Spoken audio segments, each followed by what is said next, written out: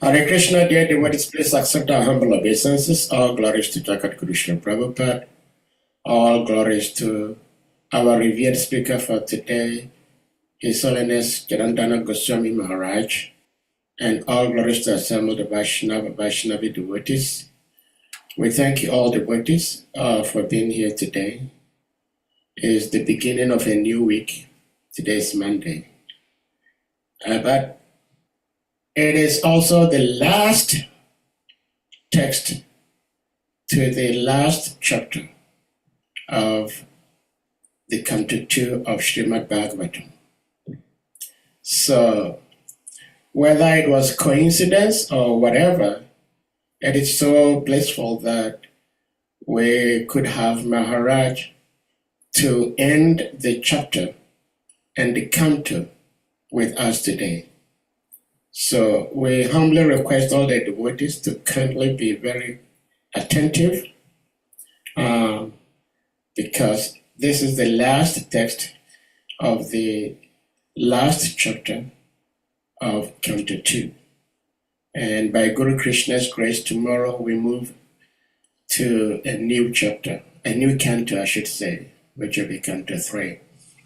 So we thank you all for being here. And Maharaj, we thank you so much for visiting us every now and then and sharing your love and wisdom with us all. So without further ado, we may put the verse on the screen, and then Maharaj, you take it over from here.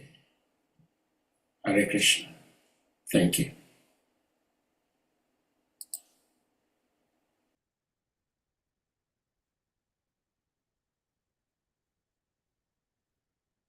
Namaste, Saraswati Devi, Gauravani Pracharini,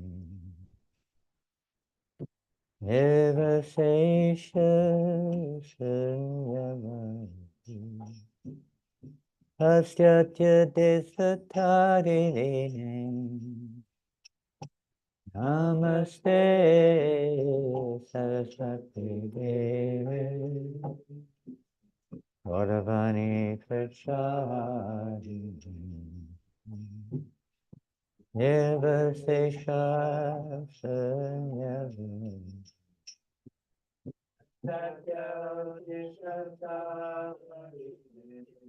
Jaya Shri Krishna Chaitanya Prabhu Nityananda Shri Advaita Gadadhar Srivasana Gaura Bhakta Vrinda Shri Krishna Chaitanya Prabhu Nityananda Shri Advaita Gadadhar Srivasana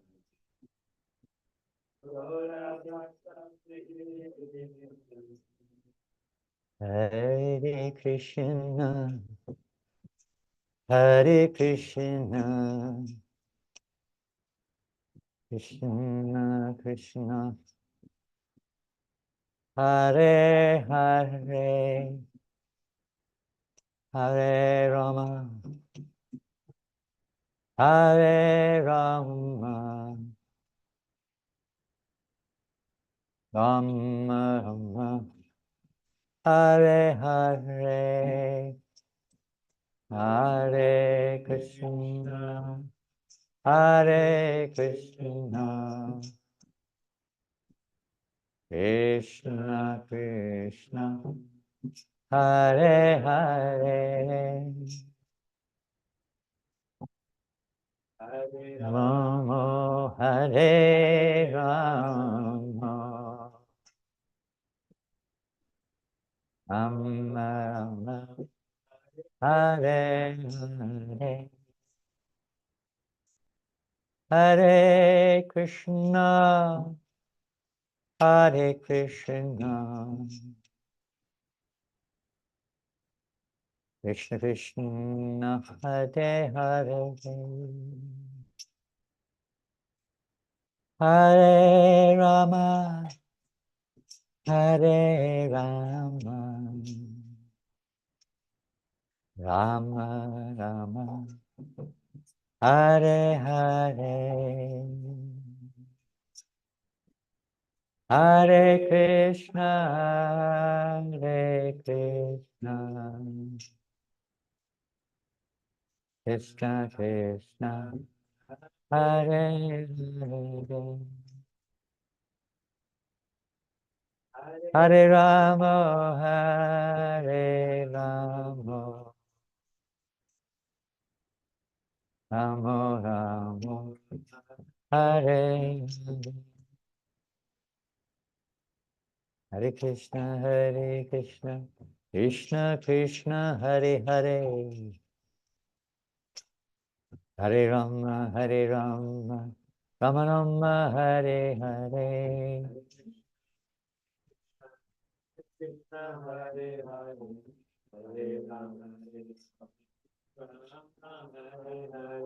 Hare Krishna Krishna Krishna Hare Hare Hare Rama Rama Hare Hare Hare Krishna Krishna Hare Hare Hare Rama Hare Krishna Krishna Krishna Hare Hare Hare Rama Rama Rama Hare Hare Krishna Hare Hare Hare Krishna Hare Krishna Krishna Krishna Hare Hare Hare Rama Rama Rama Hare Hare Krishna Hare Krishna Krishna Krishna Hare Hare Hare Rama Hare Rama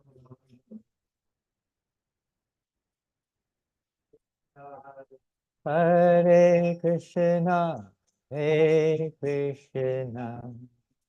Krishna Krishna Hare Hare Hare Rama Rama Rama Hare Hare Hare Krishna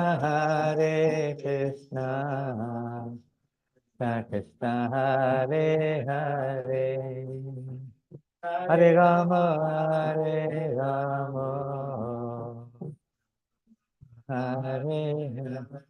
Hare Krishna Krishna Krishna Hare Hare Hare Rama Ram Ram Hare Hare Krishna Krishna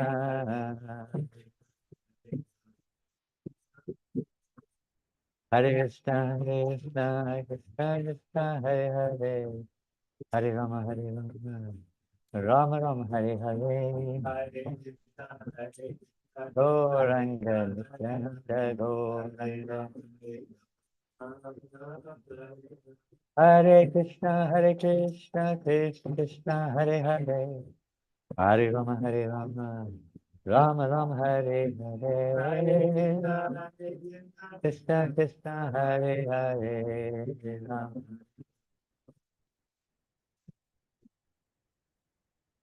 Oh Premanandi Shri Prabhupada Ki Jai Shri Shri Gauranitai Ki Jai Shri Shri Panchatattva Ki Jai Shri Shri Radha Madhava Ki Jai Shri Shri Radha Madhava Ki Jai Shri Shri Radha Shamasundar Ki Jai Shri Shri Krishna Balaram Ki Jai Shri Shri Jagannath Baladev Subhadra Ki Jai Kuntaraj Srimad Bhagavatam Ki Jai Harinama Sankirtan Ki Jai Transcendental Book Distribution Ki Jai Go Premanandi Tulsi Maharani Ki Jai. All glorious to the assembled devotees. All glories to Sri Guru and Gauranga, all glories to Sri Prabhupada. Nama Om Vishnu Padaya Krishna Prashtaya Bhutale Srimate Bhaktivedanta Swami Ti Namane Namaste Saraswati Devi Gauravani Pracharini Nirvasesha Sunyavadi Pastachari Shatari Panchakalpaturubhyascha Kripa Sindhubhyevacha Patitanam Pavanebhyo Vaishnavebhyo Namo Namah. Om Namo Bhagavate Vasudevaya.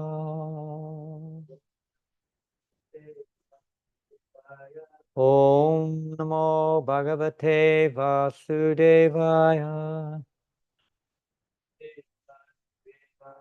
Om Namo Bhagavate Vasudevaya.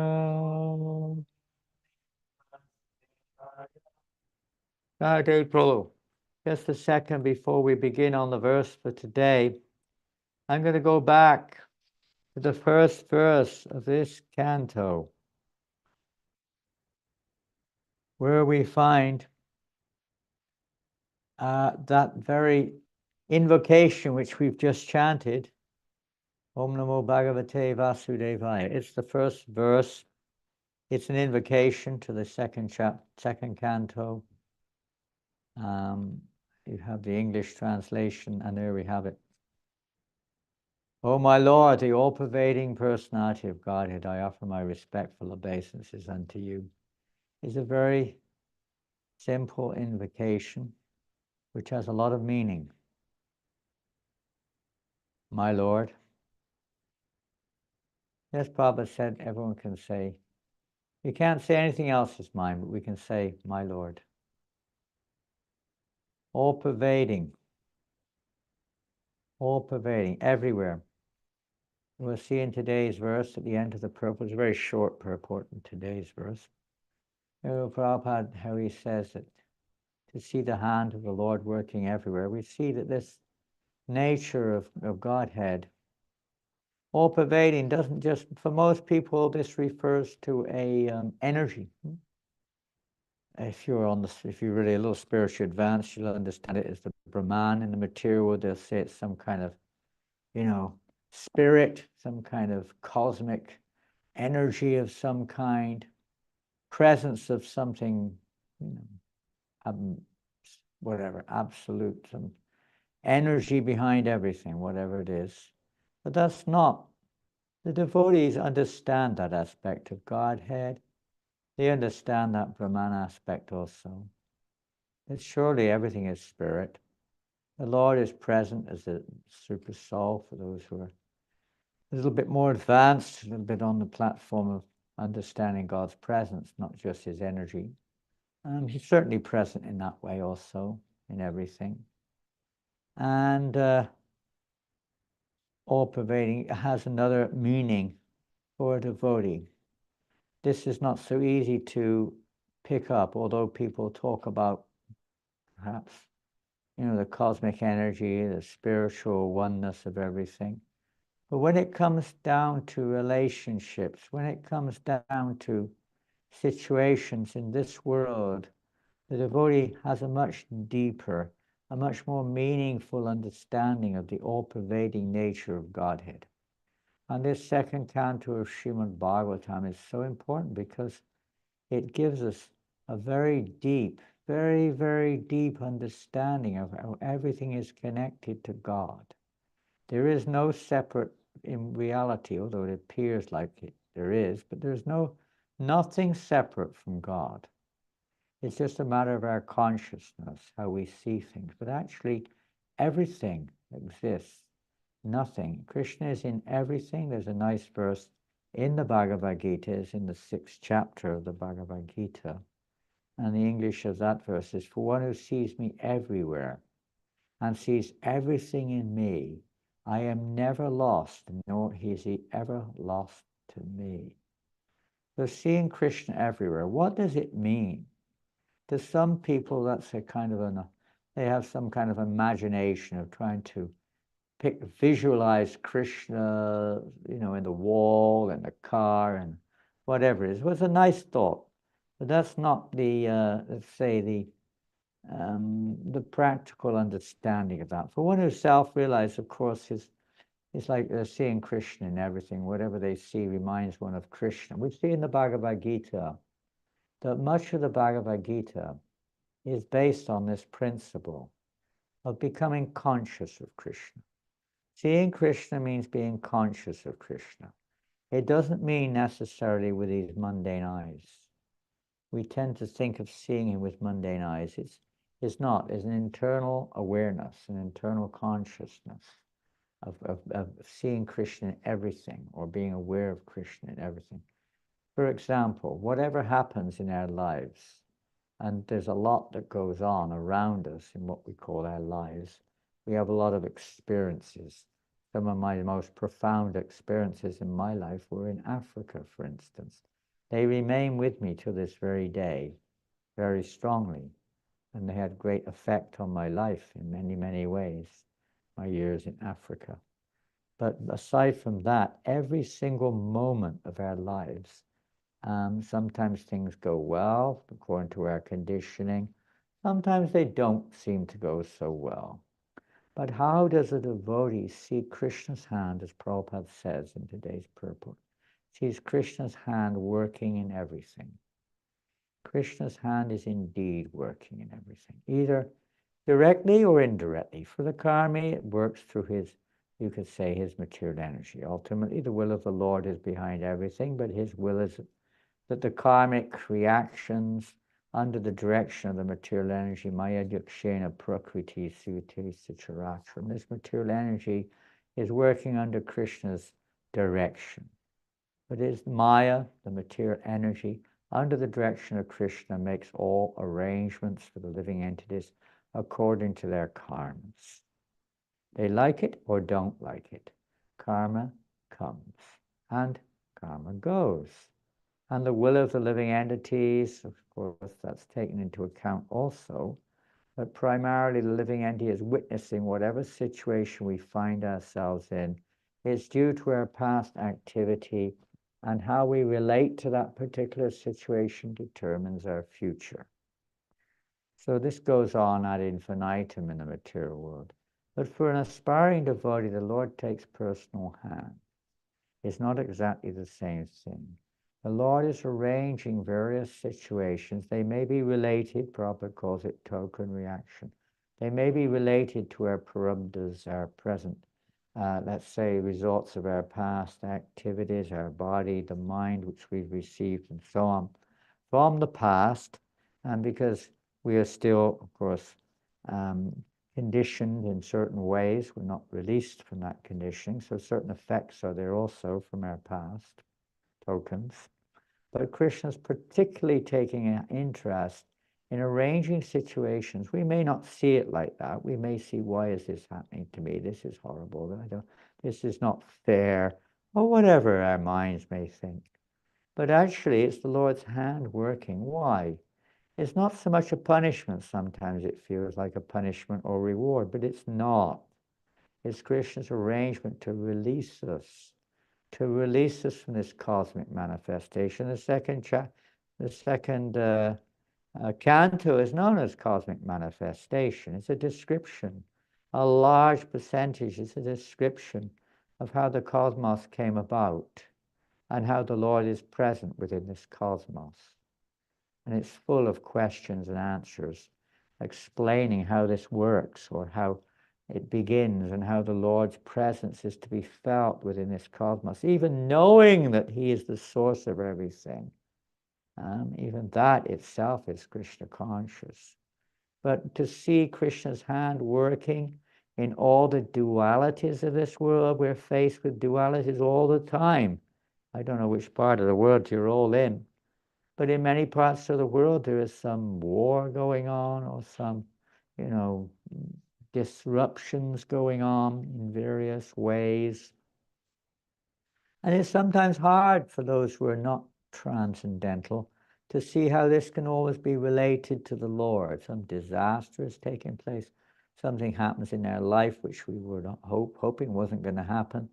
How is God's hand working in this? I pray to him and I've lost everything. Yeah.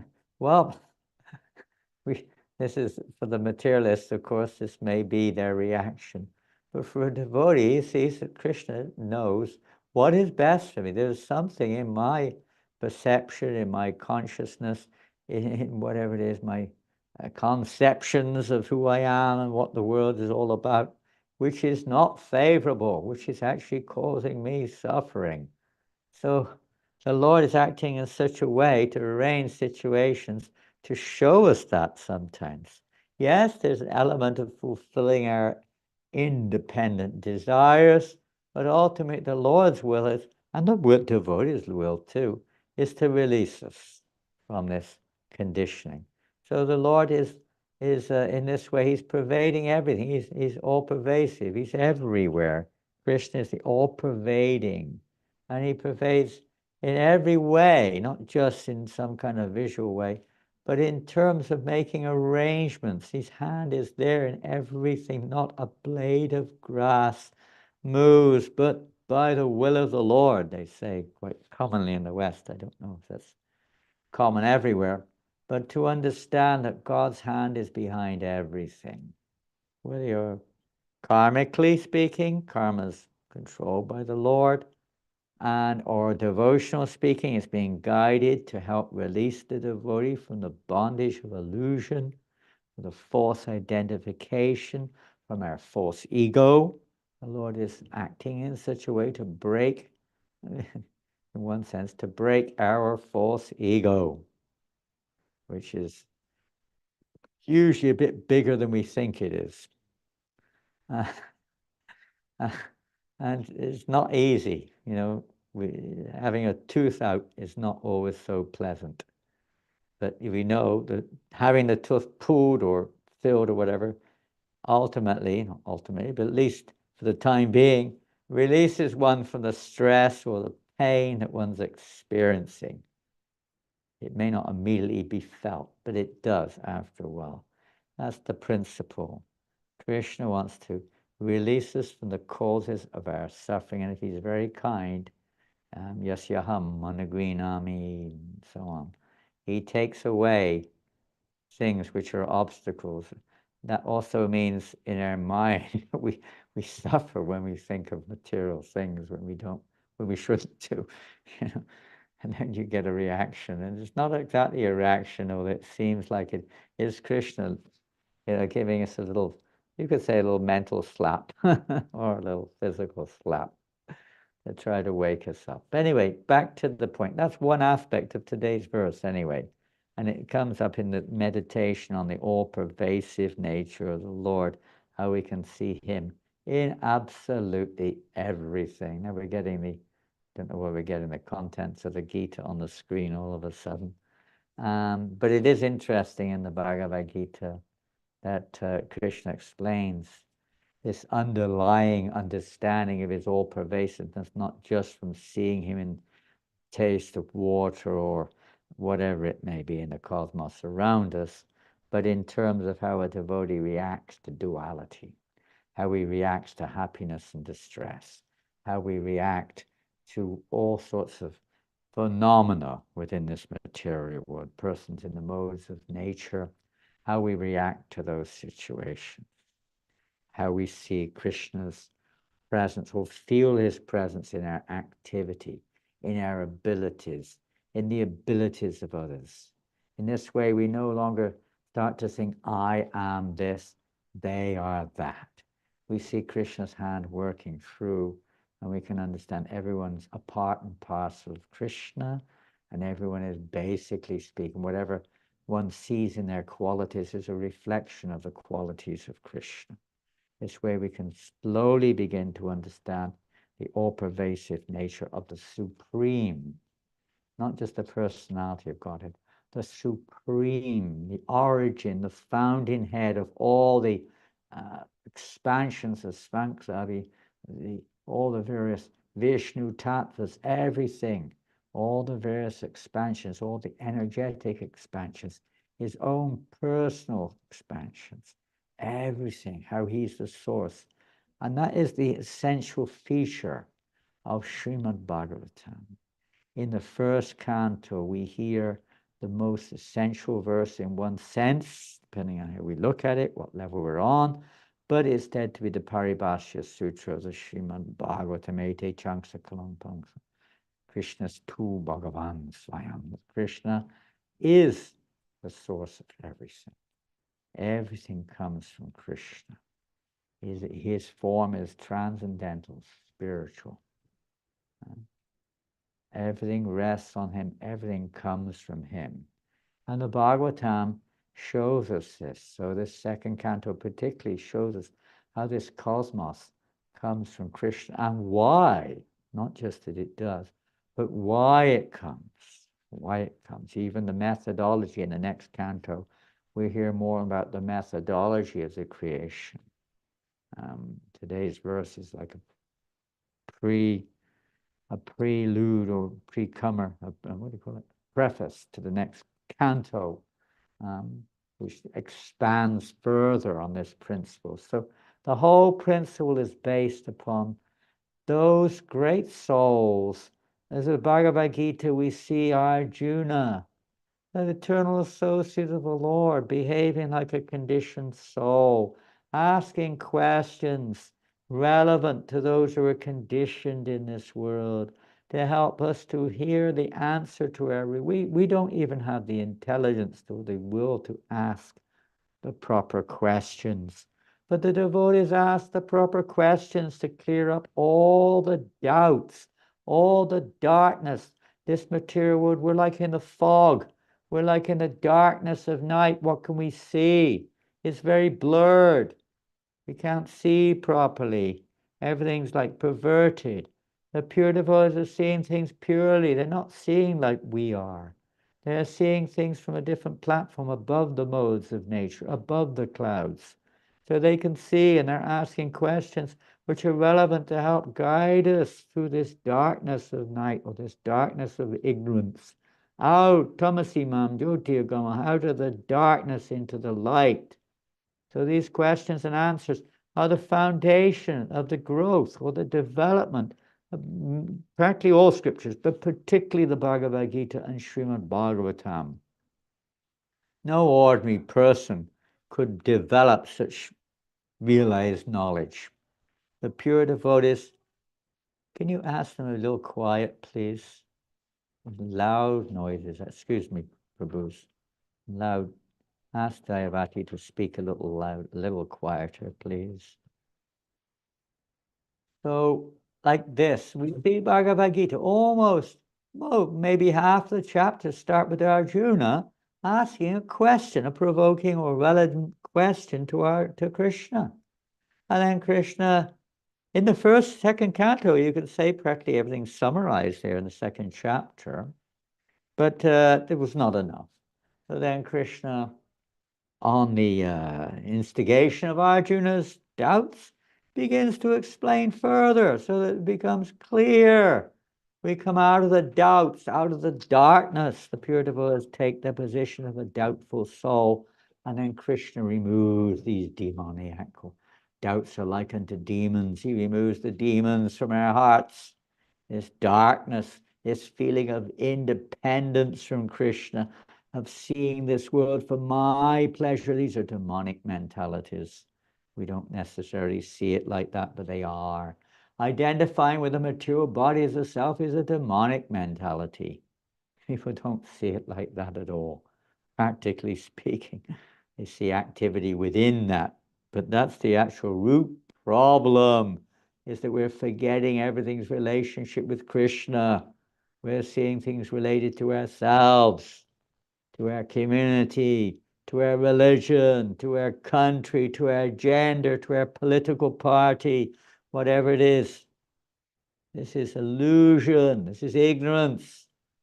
It's demoniac mentality in one sense. It may be tinged with some other mode of nature, but it's basically godless. Even when we're so selfish, this beginning, you could say, of the path, we think, we're the only, everyone else is wrong, and I'm the only, we get into this whole thing in the name of whatever it is. It's very self-centered. But the Bhagavatam is to take us out of this, release us, free us. Bhagavad Gita begins with this subject matter. Bhagavatam takes us to that realm of freedom, that realm of light, if you want to call it that, not the Brahman only, but the realm of reality where our eternal nature becomes realized, becomes manifested. There's no question there of doubt whatsoever. So we'll just carry on. So offering respectful obeisances unto you. This is a primary aspect of the Bhagavatam. Again and again, when anyone asks a question, they don't just snap back. You need to see this in all the various writings of our acharyas, whether it's Bhaktivinoda Thakur, take for instance, in Jaiva Dharma or in Chaitanya Charitamrita or any of these texts. They first offer all their respects, nectar of devotion. We see in the beginning how this Mangalacharanam before we start Om Namo Bhagavate is a form of invocation and Mangalacharana, offering auspicious prayers and evoking blessings, establishing the objective of your subject matter, appealing for the blessings of the hearers, and so on and so forth, is essential. And this is humility. This is the humility of the Buddha. We simply follow in their footsteps. We have no such qualification, but we follow in that footsteps of offering our appeals to those self-realized souls, those forms of the Lord, etc., to bless us that we may represent them in delivering their message, the message of Bhagavatam. Om Jnana Timirandasya Gyananjana Shalakaya Chakshurunmilitam Yena Tasmai Shri Gurave Namaha Shri Chaitanya Manobishtam Shtapitam Yena Bhutale Svayam Rupa Gadamayam Dadati Shva Padantikam. We'll leave it there. There are many other prayers. It's always important to remember our position, our relationship with Krishna, and that we're completely dependent upon the mercy of Guru and Gauranga and the Vaishnavas. Keeping that in mind, we'll proceed with a little discussion on the subject matter of today's verse. So you can put today's verse on the screen if you can, Sahade Prabhu. As we're at a long distance from each other and repetition is not always an easy thing, I'll read it through the verse, and you can read. Let's see how we'll do this. I'll read one line at a time, but then no, I don't know how it works. Anyway, we'll try. Sutu Vacha, and you repeat maybe, Sutu Vacha. Ragya Parikshita Prishto, Ragya Parikshita Prishto, Prishto, Yad Avochan Mahamunihi, Yad Avochan Mahamunihi, Tadvo Bidya Bidasye Shrinuta, Tadva Vidashe Shrenuta, Ragya Prashnanusarataha, Raja Prashna No Sharataha. and then we'll go on to the synonyms. Synonyms. Oh, they're not coming. Well, I'll go to my book. Oh, here they come. Here they come. Modern text. Srila Prabhupada went to great endeavor to put the word-for-word synonyms. If you want to learn verses and go deeper into the meaning, it's a good idea to go through the synonyms and not just the verse itself in Sanskrit and the translation, but the synonyms also. Prabhupada would many times spend, the class would be speaking on one particular word from the word for word, basically. Like if you take this verse, Sutta Uvasha, Sutta Goswami replied, Ragya, by the king, Parikshita, by Parikshit, Prishtaha, as asked, Yat, what, Avochat, advocate, that's interesting, spoke, Mahamuni, the great sage, Tat, that very thing, Vaha, unto you, Abhidashe, I shall explain, Shrinuta, please hear. Ragha, king. Prashna, question. Anusarataha, in accordance with. So he might go into one word in this verse, for instance, Shrinuta, please hear. This word Shrinvatam, hearing, regularly comes up, or Shrin, different derivatives of the same word, but this word to hear, Shri, I can't think off the top of my head, but it comes up in different ways in many, many places, even in names of cities. There are cities in the world, I believe, which have names based on this word.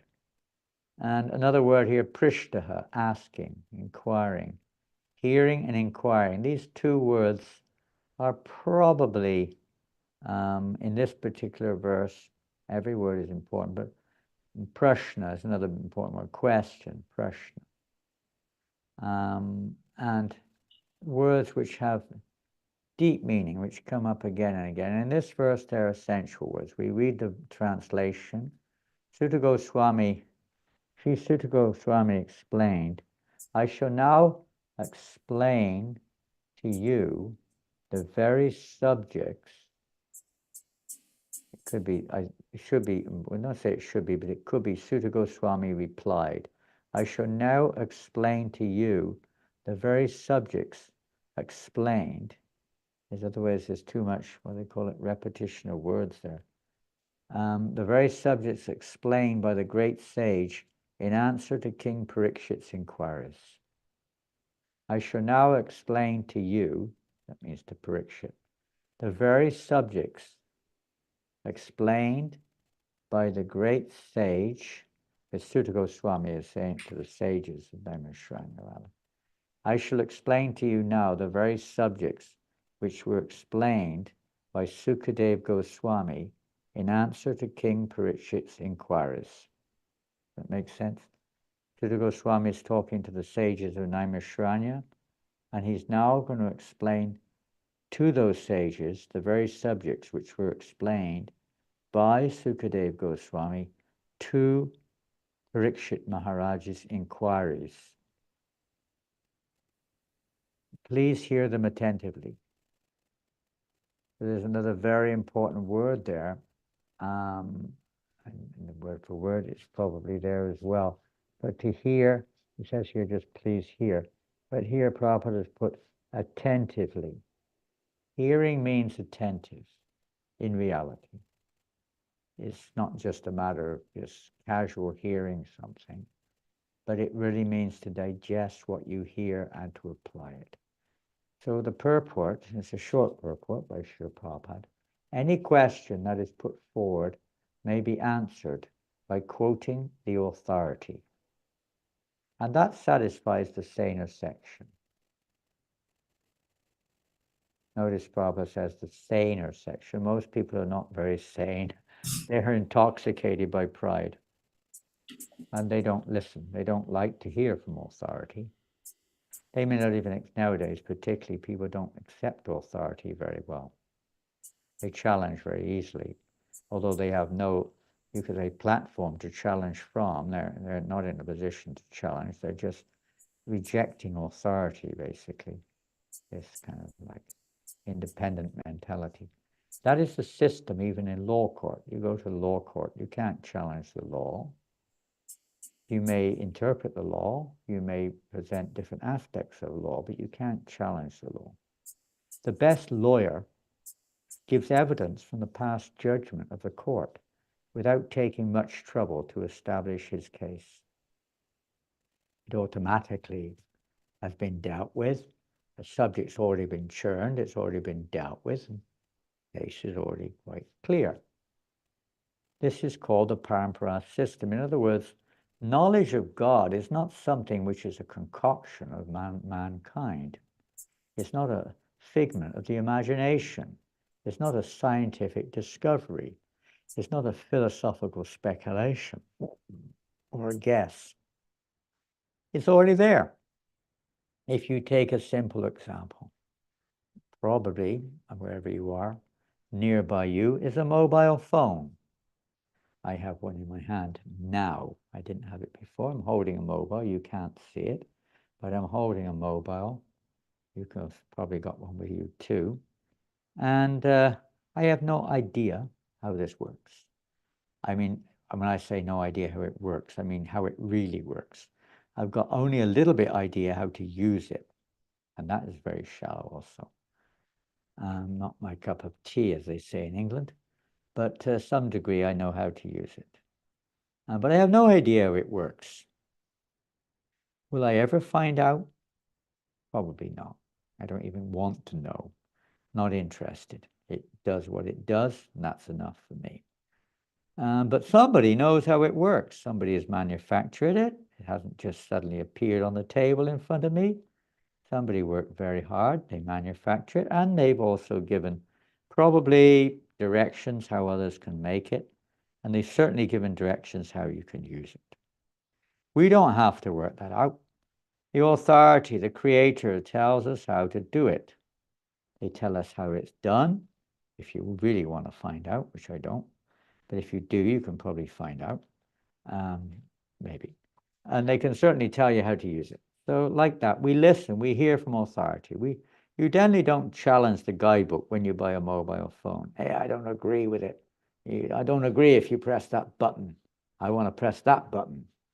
We normally accept it. That's one example, you could say, of acceptance of authority. And the same thing is in the material creation, which is a little bit more advanced than a mobile phone, a little bit more complex, a little bit greater than a mobile phone. It's got certain aspects which mobiles do not have. And I've never seen two mobiles come together and produce a baby mobile, for instance. I don't think such a thing has happened yet. But that's going on at every flash of a second in front of our eyes, practically. Billions and billions of living entities are taking birth at every moment on this planet, or to speak of the universe. So this is quite incredible, quite incredible. So we'll never understand the whole thing. Of course we aren't. We don't have the brain to understand how a mobile phone works. What to speak of the universe is incredible. That's the difference. That's the limit. But we dare challenge authority. We're so puffed up, so proud. But the Vedic system is that knowledge is understood to be given. Along with the mobile, there's knowledge, at least how to utilize it, if not knowing how to make it. We don't have the brain to understand that. It'd be way beyond most people's capacity. But at least information is there, how to utilize it, and a little bit of information, how it comes about, as we find in the Bhagavatam. We don't find very much given elsewhere in other simplistic scriptures, but some indication. In the beginning was the Word, and creation took place, and la la la, which isn't wrong, but it's just not very developed. That's all, because it's too much for our puppy brains, as Prabhupada would call them. But the Bhagavatam does give quite an extensive description for those who are on the path of devotional service, because devotees love to hear it. Even if we can't digest it fully or put it together, it's quite difficult to remember all these things. But at least it churns the joy of understanding how great Krishna is and how wonderful everything is related to him. Everything comes from him. We don't feel alone. Don't think that anything is going on by chance, by an influence of some other opposite party. It's not. Everything is orchestrated by Godhead, or his expansions, you could say. But he's in everything. We can feel his presence in happiness and distress, in success and failure, in everything we do or don't do. He's present in everything. He's everywhere. We're never alone. So this type of information helps to remove doubts. It helps to evoke faith if it's heard in the right way from the right source. There is a process of hearing. There is a process. We've just finished this nice purport. So they don't have to manufacture rubbish, Prabhupada says. We hear from the parampara, Bhagavad Gita, Krishna says, Evam parampara praptam imam rajashayo vidahu. This knowledge comes down, unbroken. When it's broken, Krishna again reestablishes that chain or that line of authoritative dissemination of knowledge. Otherwise, we can speculate for eternity. We'll never get out of this ignorance, this illusion. It's impossible. It's only by the will of the Lord that we can be released from this darkness of ignorance, from the pure devotees who come on behalf of the Lord and point the way towards the light, point the way towards deliverance from this darkness of ignorance. And if we satisfy them, then Krishna releases us from this material darkness. The whole Bhagavatam is based on this from beginning to end. This coming to the, you could say, the cynosure of the ayo, the creme de la creme of Srimad Bhagavatam, the 10th canto, etc., and the contents therein. But it starts off, basically speaking, with inquisitive, it is literally inquisitiveness, of the sages of Naimisharanya, who are eager. That's another essential characteristic of receiving actual knowledge, is to be eager to hear it. And you can lap it up. This lolium, this lobha, this greed, to hear. So the sages were very eager, very, very eager. They were, and that initially there was not necessarily, they weren't necessarily getting the answers to their eager desire to see what is the solution for this age of Kali, for people in Kali Yuga, which is about to begin or is beginning. What is the solution? And then, by the grace of the Almighty, Sutta Goswami appeared in their midst. Of course, he was already destined to do so. He had been, and we'll hear that in a few minutes, but let's just finish this little purport. Ishvara Parama Krishna, Satchitananda Vigraha, Anadir Adir Govinda, Sarvakarna Karnam. There it comes, 1, 2, 3. And there you've got it. And there is the last line. Let us all obey the Supreme Lord. Well, that's a pretty, you can say, sutric statement. In 1, 5, 6 words, Krishna Prabhupada is saying, let us all obey the Supreme Lord. Simple as that. Whose hand is in everything without exception. There's not a single atom that is independent of the, you could say, the ultimately of the Lord's arrangement. Everything is perfectly arranged. Om Purnamadak Purnamidam Purnak Purnamadachite. Verse from Ishopanishad. Everything is perfectly arranged by the Supreme Personality of God. He is the complete whole. To understand everything's wholesome nature, and that word is quite common nowadays, wholesome nature, but there's not awareness of what that really means is not there. One thinks in terms of our environment, which we're in now, but this environment we're in now, as much as you try to make it nice, is not nice. It is not natural. It is not our normal habitat. It is a dreamlike reflection, which is not even awaking Satchidananda, bliss, eternity, and knowledge, even on the moment, what to speak of long term. This is not where we belong. This is unnatural, an asat, unnatural situation which we're in. We try very much to make it wholesome, but without Krishna, it is not wholesome. It's a whole, but it's not wholesome. Wholesome means when Krishna is in the center of everything. So Bhagavatam questions and answers are to help understand how Krishna is everything. He's in the center of everything. It's mystifying because it appears that although he's everything, he's in everything, but everything's not in him. In other words, we don't see it like that. He gives this illusory Maya, which is Maya, an expansive energy, which covers the living entity's remembrance of how everything is related to Krishna. And so that aspect, you could say, is not, in one sense, there's a spiritual equivalent, but it's not within Krishna in one sense. It's our own perspective, our own perception. That's our little free will, you could say, of seeing things separately from Krishna. So he allows that. You can see, Maya covers us, we forget who we are. We forget everything coming from Krishna. We think we're in the center, we're like little gods, and he allows that to go on. Just like a parent may sometimes let the child play around with some toys which the parent provided in the first place. The child thinks it's mine, and it's this, I'm doing this, I'm doing that. this illusion. But that's there for the conditioned souls.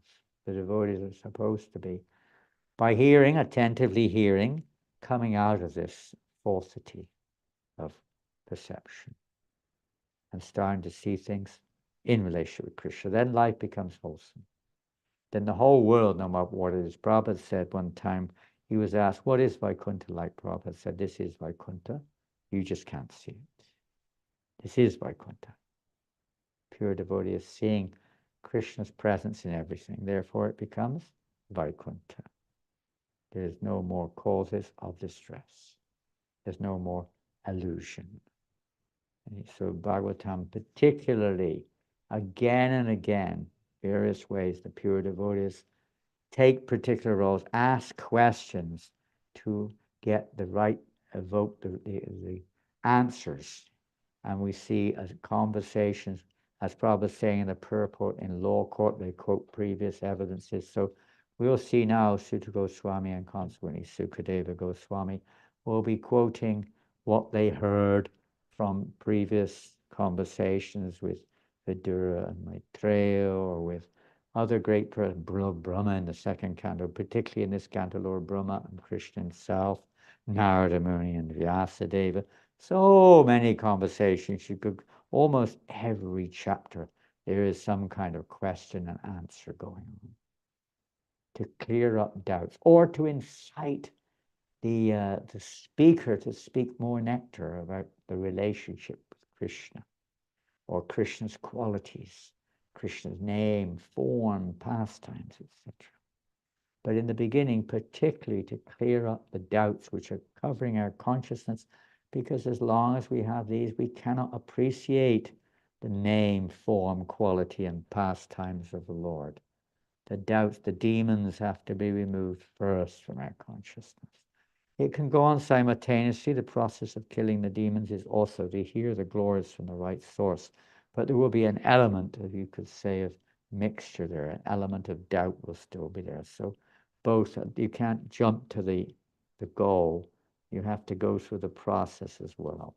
The practice of Vaidhi Bhakti has to be. That's why in the second canto we see when the description is there, given by Shukadeva Goswami, of the various stages of self-realization, even cosmic realization, universal form, Paramatma realization. All these things are described step by step by step by step. And like that. So we're now going to go to something which I got nothing to offer really of any value, but at least we can hear from the pure devotees who do have something of great value to offer us. Let me see if I can find it. Okay. I'm going to go now to the first canto of Srimad Bhagavatam. And this is in the first chapter of the first canto.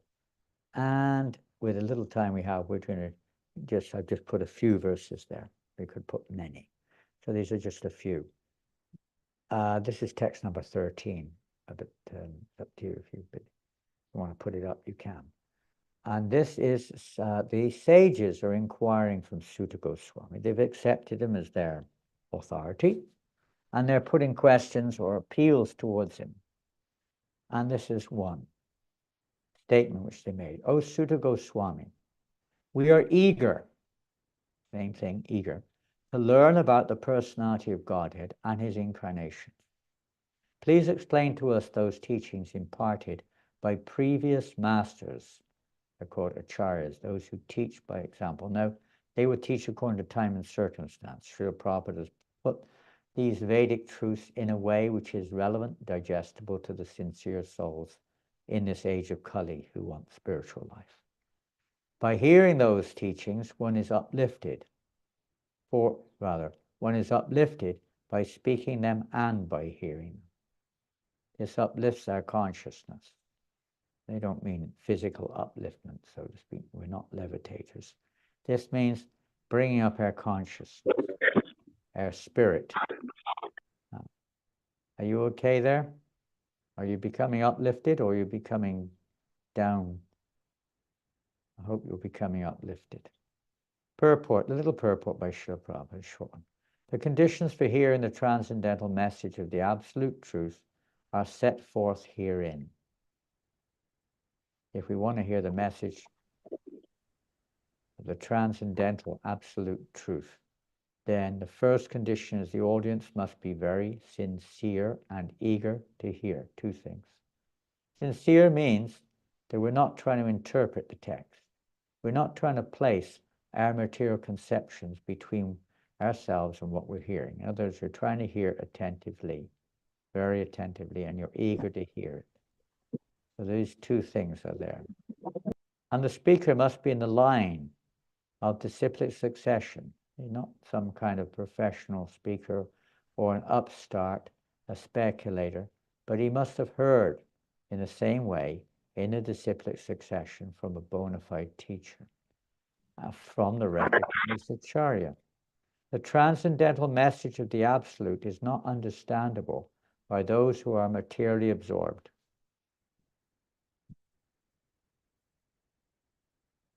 I'm only going to speak that much on that verse.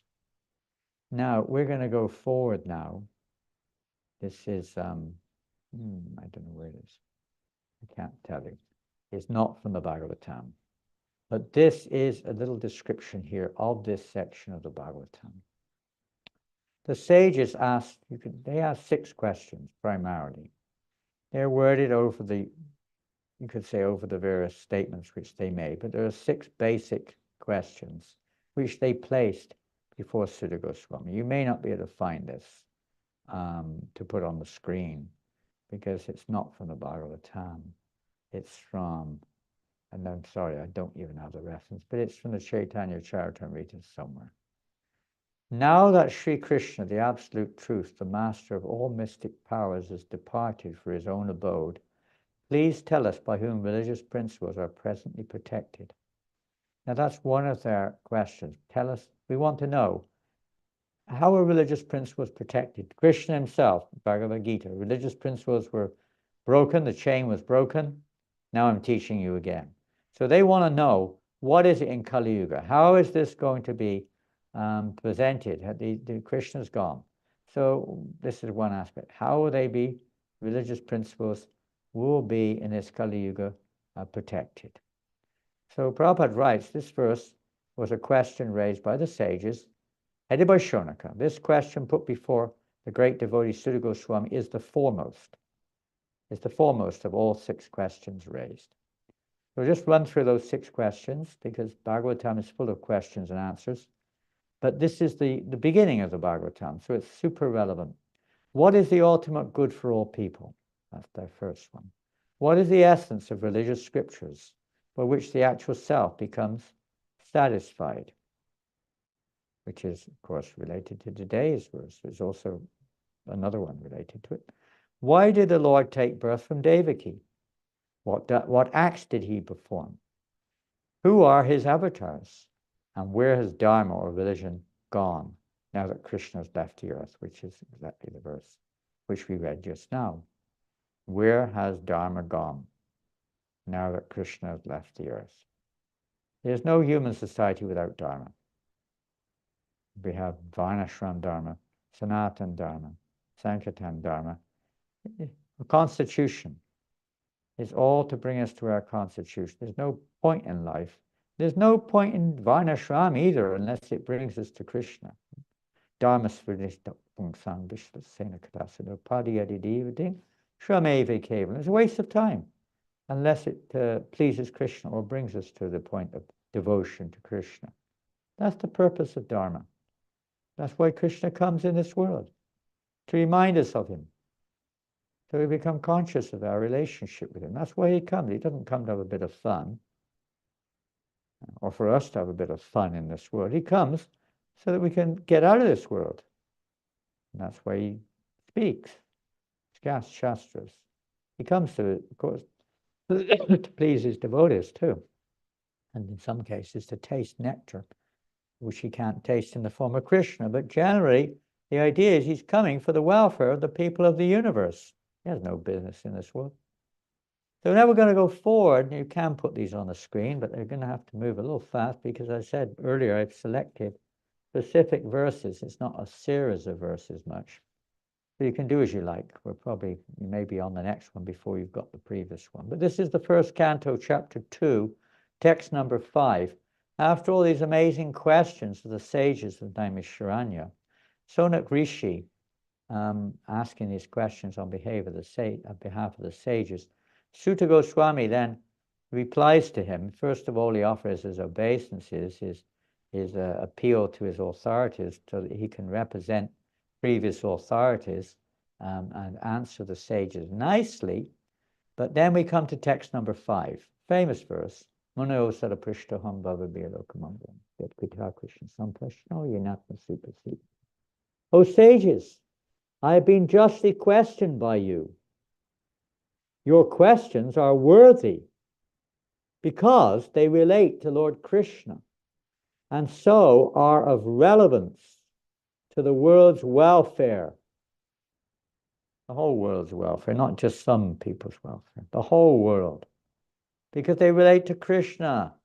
Everything's related to Krishna, ultimately, but people don't know it. Your questions are to try to help us to understand how everything's related to Krishna. Only questions of this sort are capable of completely satisfying the self. You want to be completely satisfied? Then we have to hear the answers to these questions. The questions themselves actually are very satisfying. We'll hear that in a minute. But we're going to bounce forward because the second chapter of the first canto basically answers, in a nutshell, the second and third chapters, in a nutshell, answer pretty much all the questions of the sages.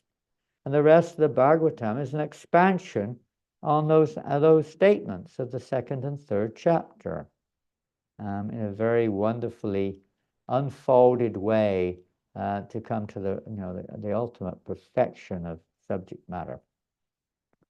But I want to go forward, and a very important verse is there in the first canto, chapter 3, text 44. And this one you can probably find on the screen. You may have it already. You were very good, Sade, or whoever's doing it for you. You were so expert. At the moment, you haven't got it. First canto, chapter 3, text 44. There it comes. Fantastic. Let's read this. Bounce forward. I'm not going to read the Sanskrit. Let's read the English. Now, here we have Sutta Goswami is now speaking. He's just described the various avatars. He's described Krishna's supremacy over all. He's described the methodology of becoming freed from the effects of Kali Yuga, and so on and so forth. He's described what is real Dharma in the second and third chapter. This is right at the end of the third chapter. He says, O learned Brahmins, when Sukadeva Goswami recited Bhagavatam there in the presence of Emperor Parikshit, I heard him with the same thing comes up here, rapt attention. Now this is such an important word or two words.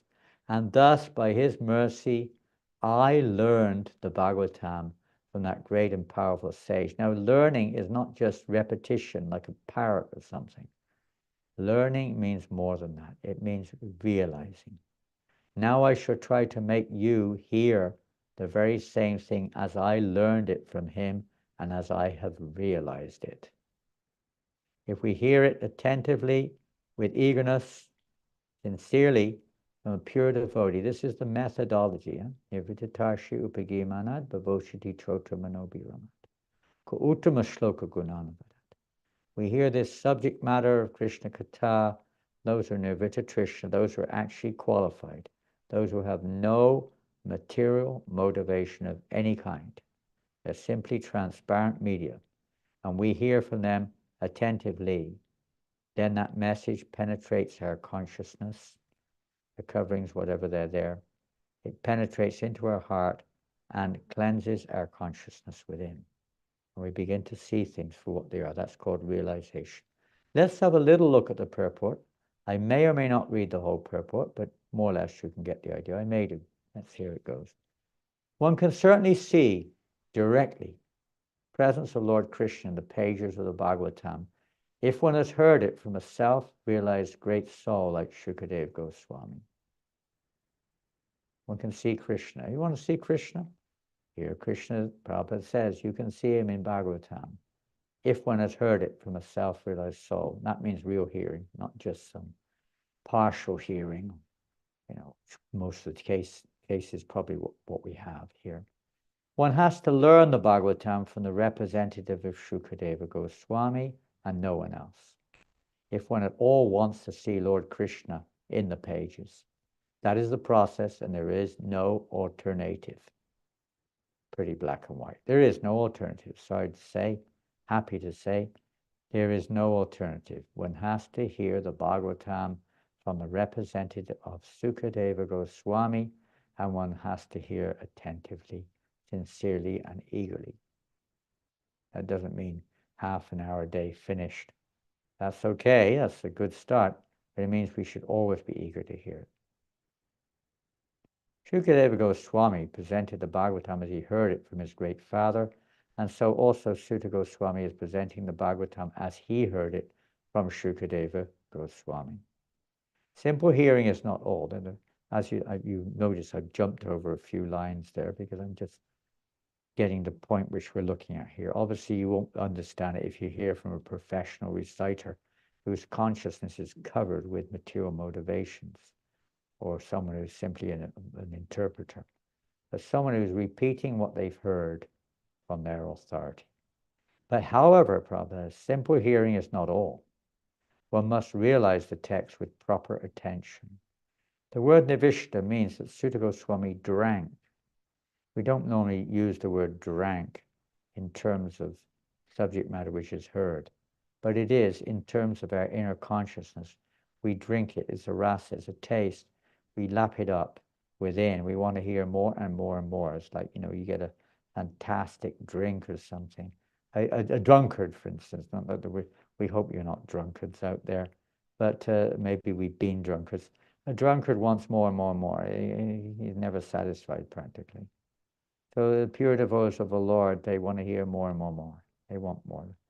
He drank the juice of the Bhagavatam through his ears. It became more and more delicious, more and more tasty. He wanted to hear liquid nectar through the ears. That is the real process of receiving the Bhagavatam. One should hear with rapt attention from the real person. If you don't know what I mean rapt, it means basically completely, there's nothing else. It's totally focused. And then he can at once realize the presence of Lord Krishna in every page. The secret of knowing the Bhagavatam is mentioned here. No one can give rapt attention who is not pure in mind. No one can be pure in mind who is not pure in action. No one can be pure in action who is not pure in eating, sleeping, fearing, and mating. I'll leave that to you to digest. But somehow or another, if someone hears with rapt attention from the right person at the very beginning, one can assuredly see Lord Sri Krishna in person in the pages of the Bhagavatam. We just basically summarize that point there, that unless one's lifestyle, unless we're coming to the mode of goodness, you can't really digest this subject. It may be a little interesting. It goes in one ear and out the other, as they say. But when one becomes purified in one's lifestyle, behavior, and so on and so forth, it becomes possible to actually hear with rapt attention, and it becomes possible for the heart to hold the topic. Otherwise, it's like it slides off, just like oil. You put something on oil, it slides off, ice. Heart has to become like sponge, lapping up this nectar. And then, what to say? So we go on to the second canto, first canto.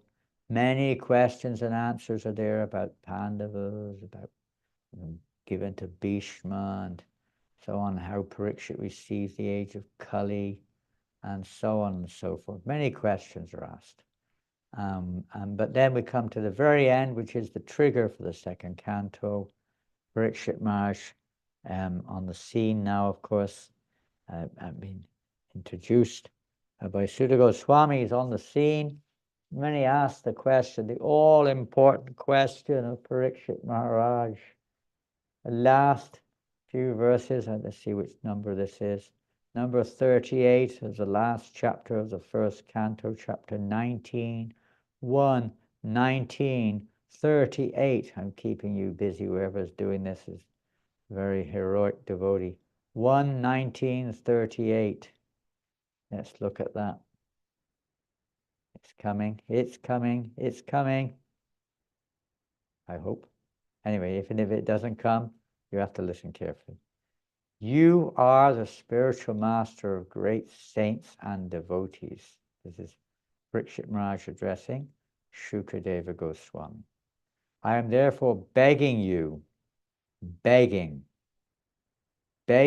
to show the way of perfection for all persons.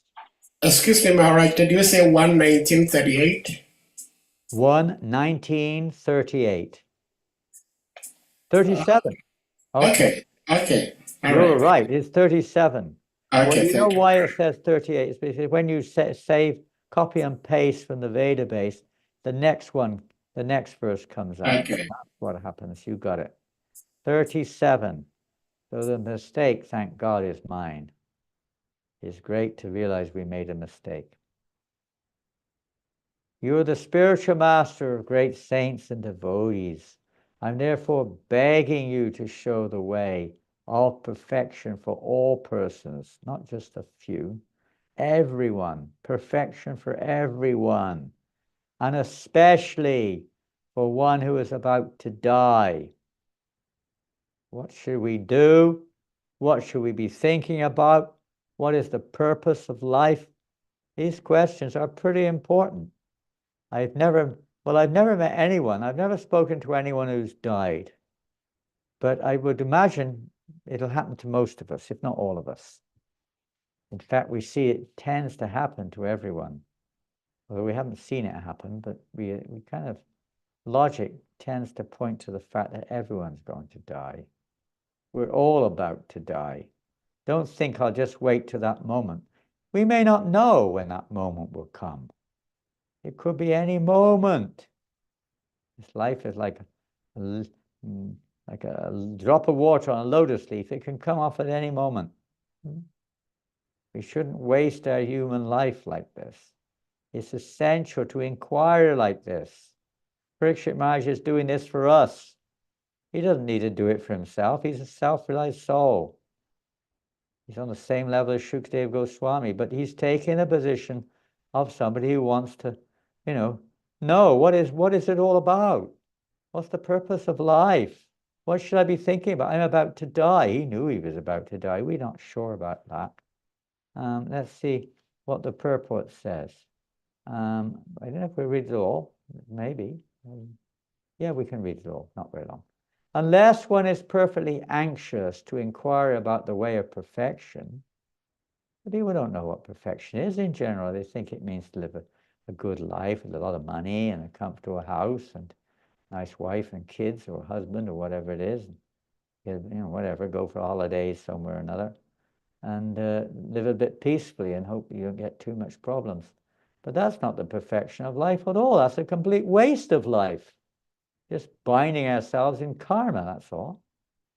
We have to be anxious to inquire about the real way of perfection, the path of perfection, the real path. Unless one is eager for that, there's no necessity of approaching. You don't approach a spiritual master, in other words, for material achievement. It's a common thing. We approach the spiritual master for all kinds of material solutions, especially in this day and age. But that's not the real purpose.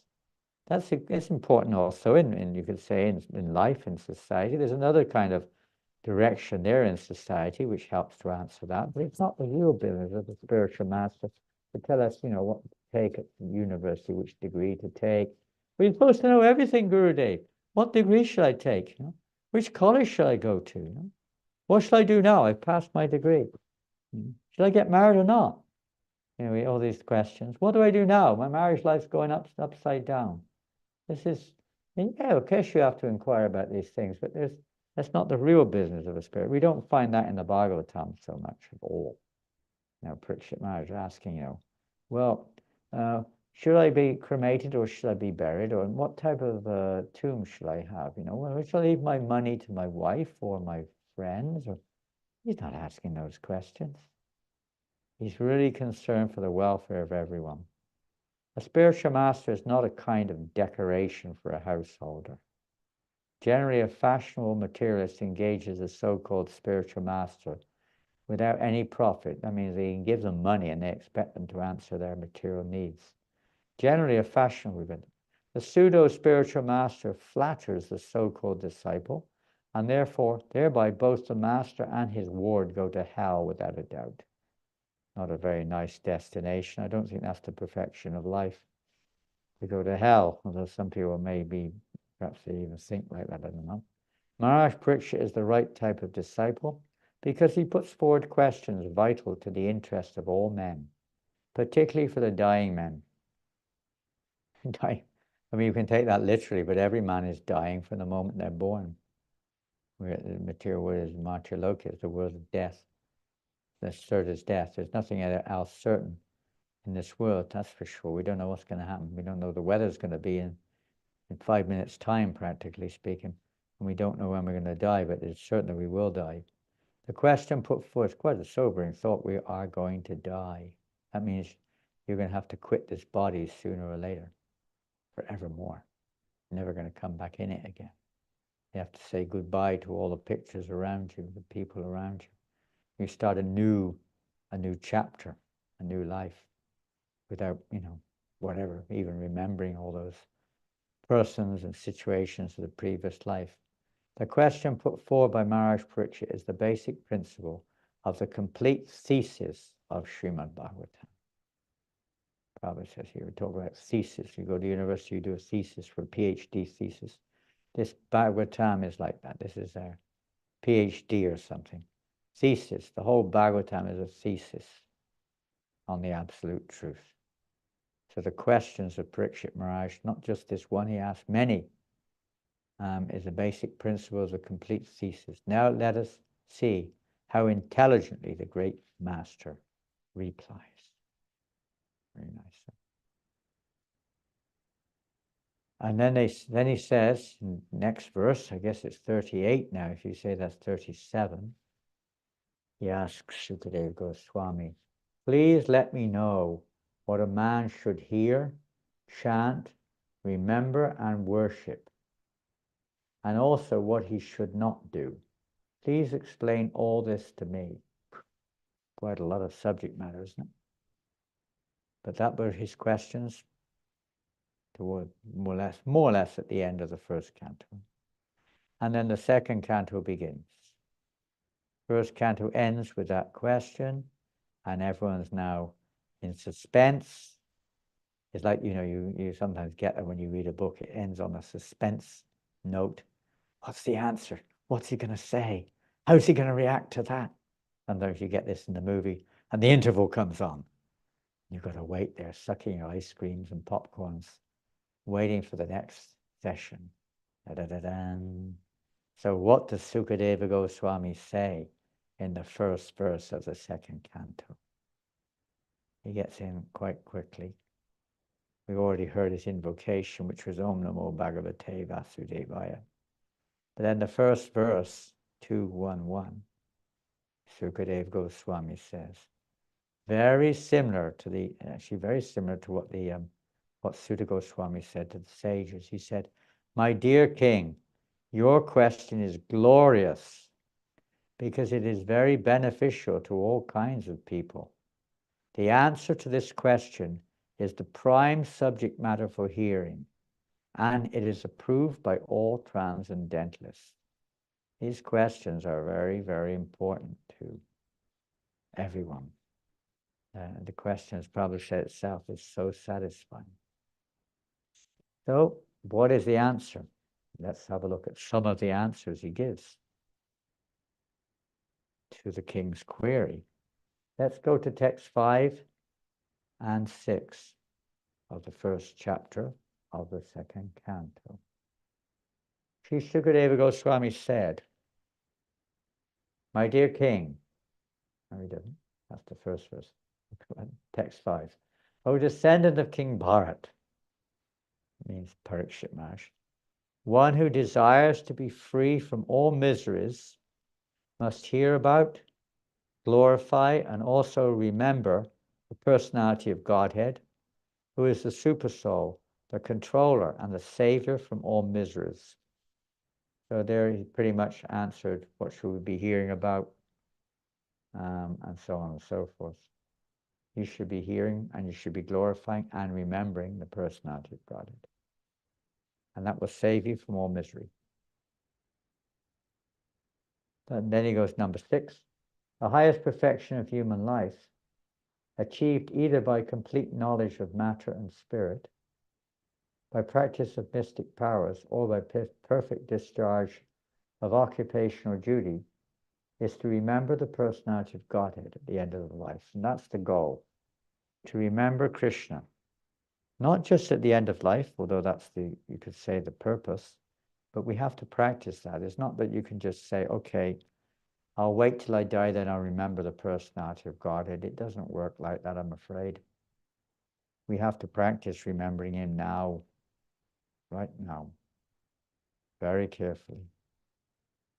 Things related to Krishna, seeing his presence in every situation we find ourselves in, hearing about him literally, associating with his devotees, worshipping his deity form, reading from his books, and so on. So somehow or another, the whole purpose of everything we do is to remember the personality of God, and that's the point of Bhagavatam, to become immersed in remembering the personality of God. And now, of course, there's a lot more to it, but that's the foundation of our actual spiritual life, in a sense, real spiritual life, is when we come to this platform of remembering the personality of Godhead, firmly fixed in our consciousness.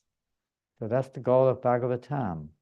We'll move forward another 4 verses to number 10. Now, I hope I got the numbers right, and we're not one out. I think we're right. You can point out if I'm wrong, Rasik. That very Srimad Bhagavatam I shall recite before you, because you are the most sincere devotee of Lord Krishna. Again, the word sincere. We know what sincere means in the words of Rupa Goswami, Anyabhilashatah Shunyam Jnana Karmadhyamavatam. The pure devotee, or not the pure devotee, but the devotee is pure, but the devotee is freed from these other objectives, these other motivations. There's no alternate, there's no ulterior motive, there's no nothing, there's no duplicitousness. Your hearing is sincere, without blemish.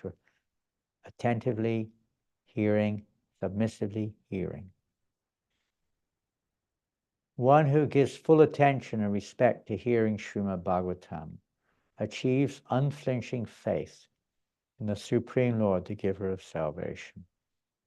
We can understand how essential it is to hear Srimad Bhagavatam in the right way, from the right source, regularly. Although Prabhupada says, we translates at least, that we should regularly hear the Srimad Bhagavatam, Nashta Preshu Badrushim Tim Bhagavata Sevaya.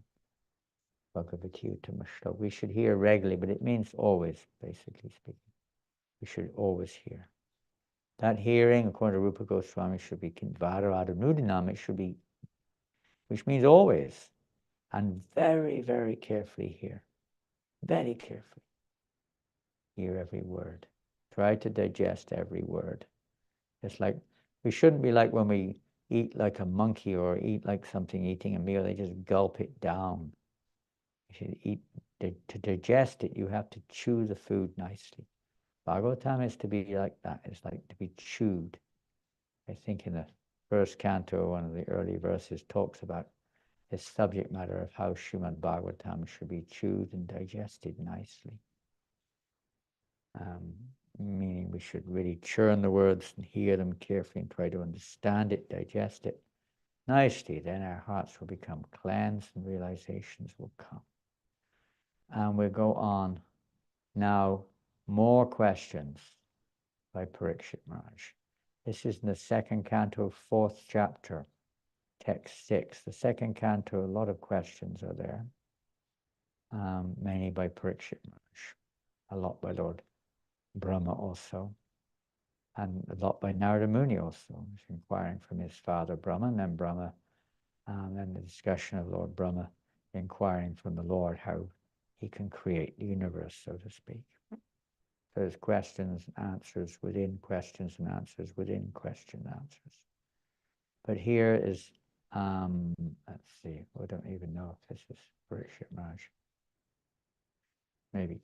I beg to know, 246. 246. I beg to know from you how the personality of Godhead, by his personal energies, creates these phenomenal universes as they are, which are inconceivable even to the great demigods. To clear up all this speculation, doubts, whatever people have, how the universe comes about. And we have, people's lives are full of speculation. They're always hearing it, different scientific speculations, etc. And the next verse, kindly describe how the Supreme Lord, who is all-powerful, engages his different energies and different expansions in maintaining and again winding up the phenomenal world in the sportive spirit of a player. Why the second canto is a cosmic manifestation. He wants to know how this cosmic manifestation, what is it, and how does it come about?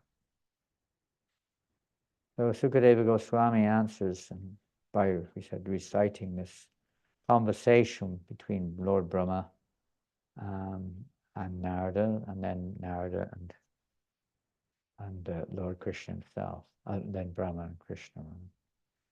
And then, let's see, in the 5th chapter, the first verse, Parikshit says, please tell me that transcendental knowledge which specifically directs one to the truth of the individual soul and the super soul. In other words, now he wants to know, just not just knowledge, it's okay.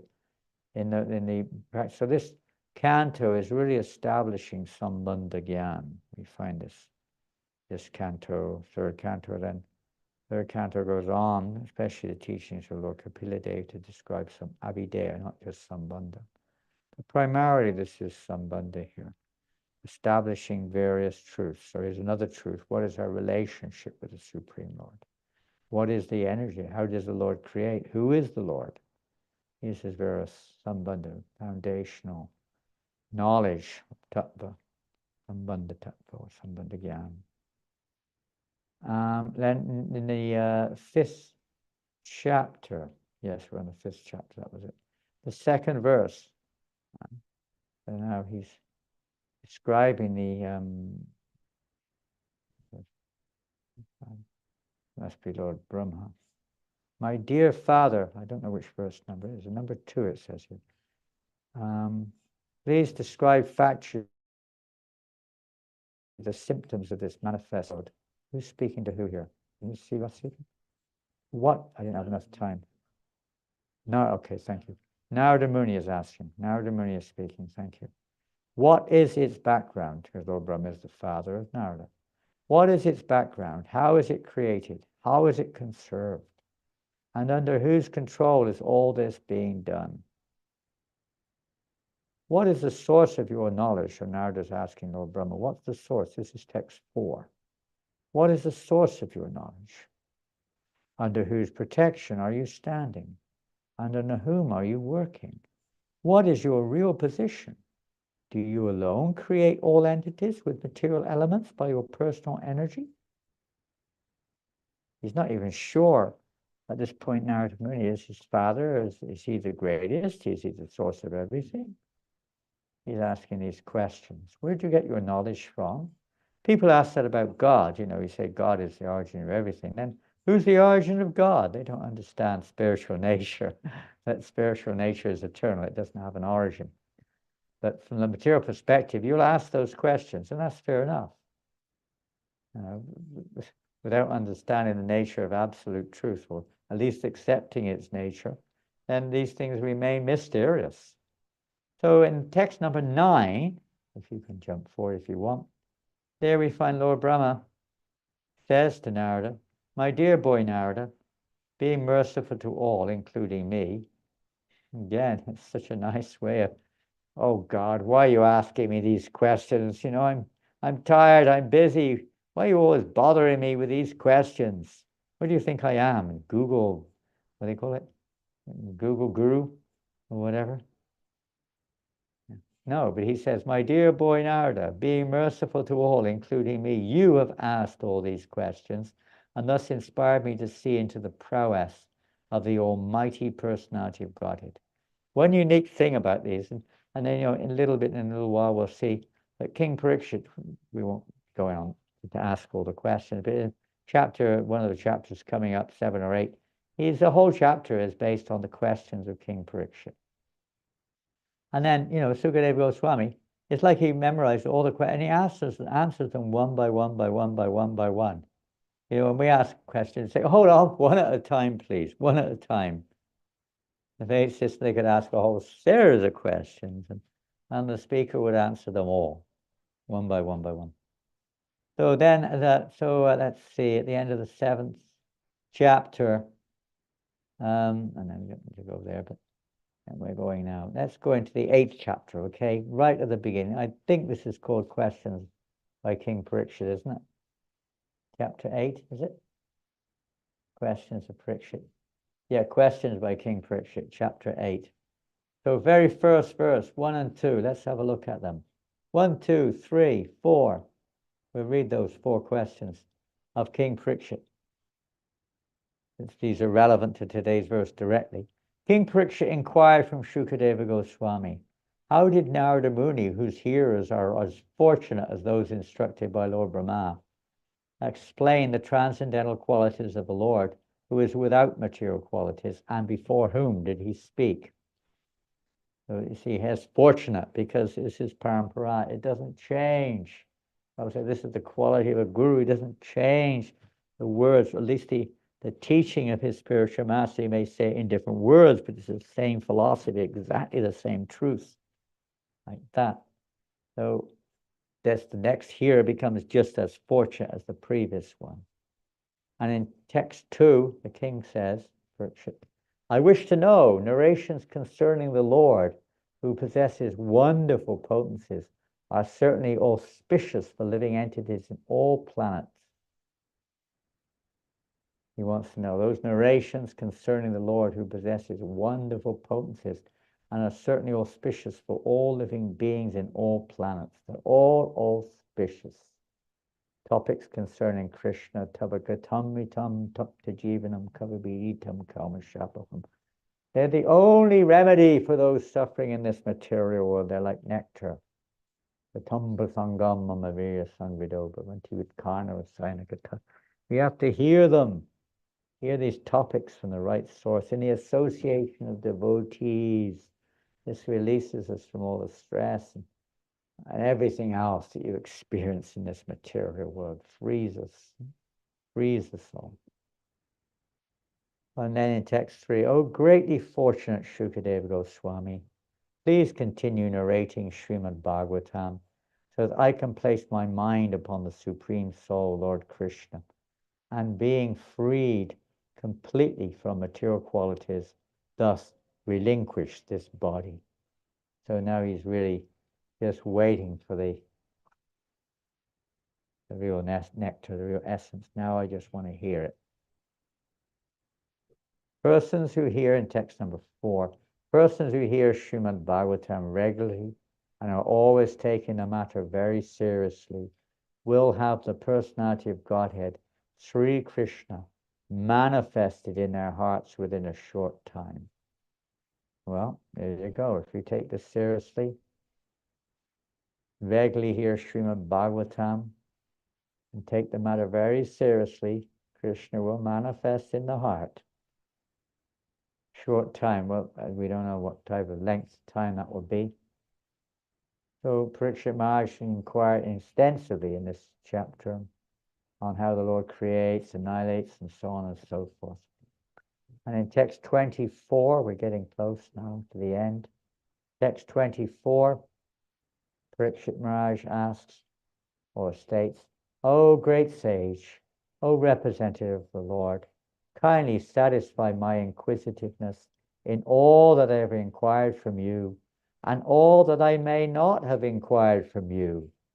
from the very beginning of my questions. In other words, whatever is relevant to us, whatever is beneficial to us, whatever is necessary for us to know, please answer me so that I can absorb it and apply it in my life. Since I'm a soul surrendered unto you, please impart full knowledge in this connection. And of course, in the last chapter, chapter 9, the Lord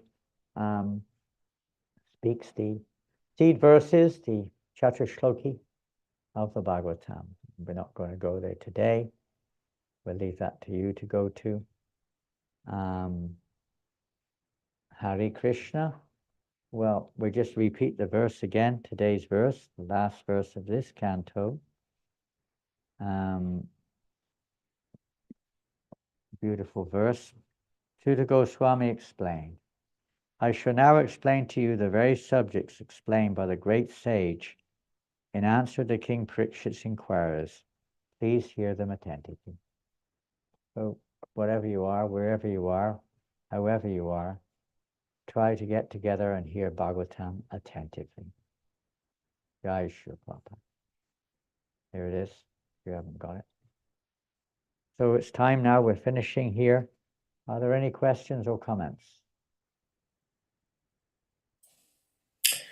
Hare Krishna. Thank you so much, Maharaj. What a very beautiful surgical dissection to the Srimad Bhagavatam, Maharaj, you did today. Awesome. Just repeating, I mean, anyone could do that. You just have to read it and write things down, that's all. No, but it's a very nice way of swimming through the Bhagavatam, getting nectar from here and there.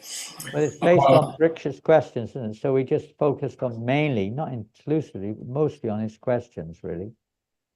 Yeah. This is what the verse, today's verse was predominantly discussing. Yeah.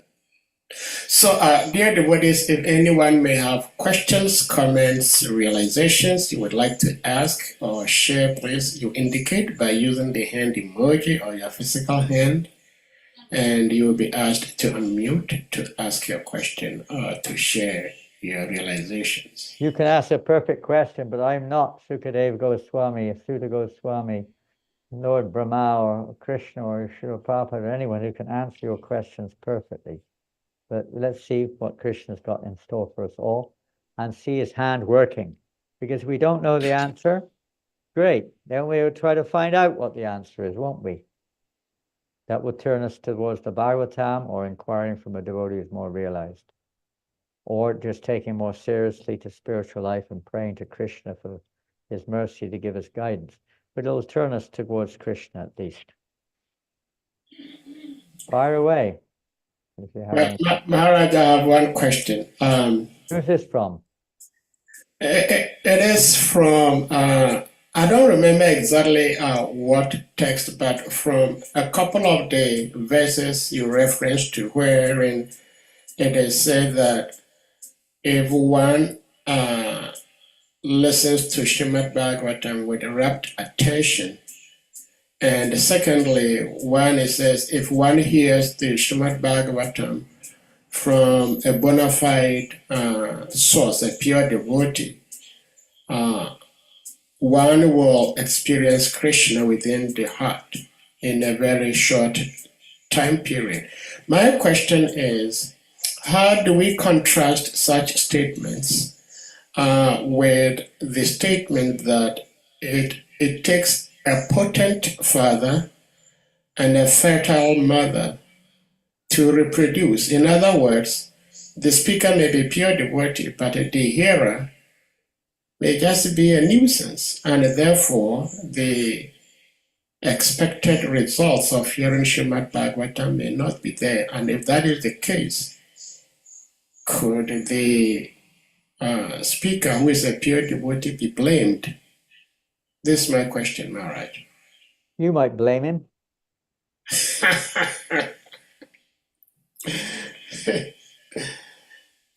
Well, because the pure devotee of the Lord,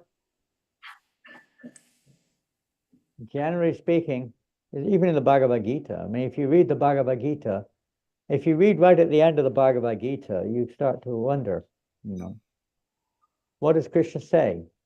There is no one more dear to me than one who speaks this message to my devotees. He doesn't say to everyone. One cannot explain this Bhagavad Gita unless he's free from envy, engaged in devotional service, unless he's my devotee, right? He's indicating this is really to be spoken to devotees, not to the faithless. However, we do speak it in public, and we can rest assured that all of us today, online, I can't rest assured, I can be probably at least myself, I can't speak for everyone exactly, but most likely some of us are not fertile. What does it mean to be fertile? We're somewhat fertile, but we're not ready yet. We're becoming fertile. It depends on the attitude. If you want stage of devotional service, you want to advance. So one of the practices of advancing is we hear the subject matter, even if it's not yet fructifying, it's not yet blossoming to the point of, seeing Krishna on the page of the Bhagavatam, or feeling his presence thoroughly in one's heart, or, feeling the ecstasy of relationship with Krishna. It may not be there, but there's sincerity. At least we're beginning.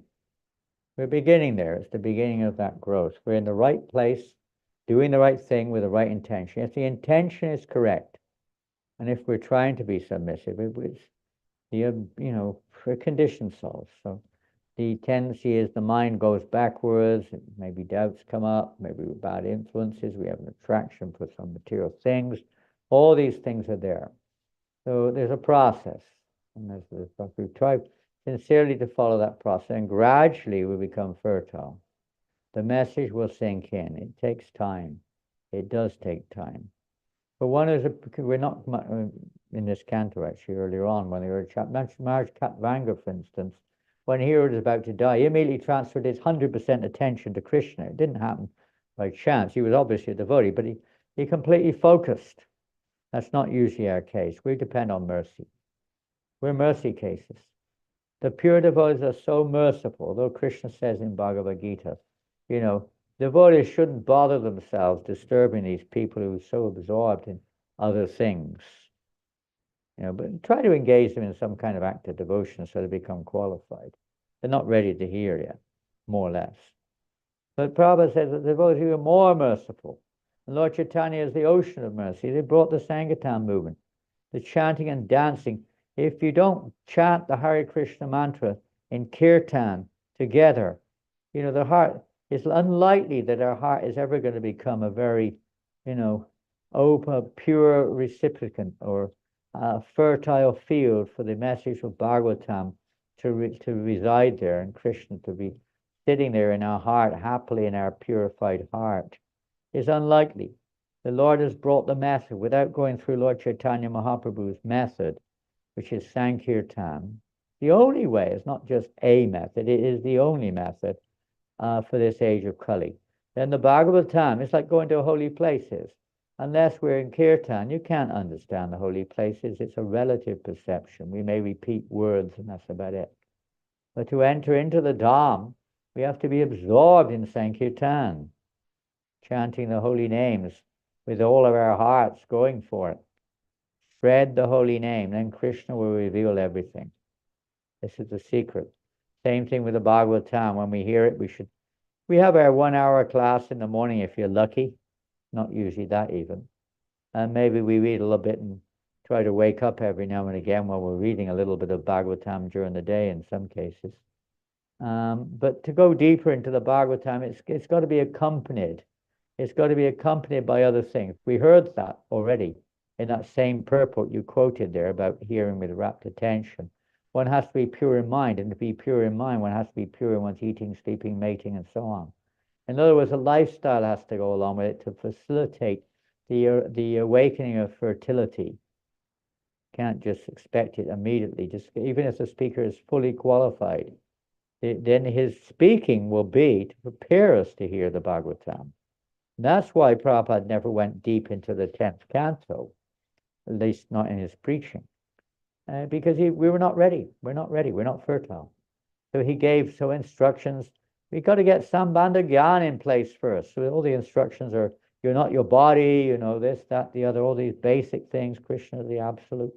Basic knowledge, basic knowledge, basic knowledge.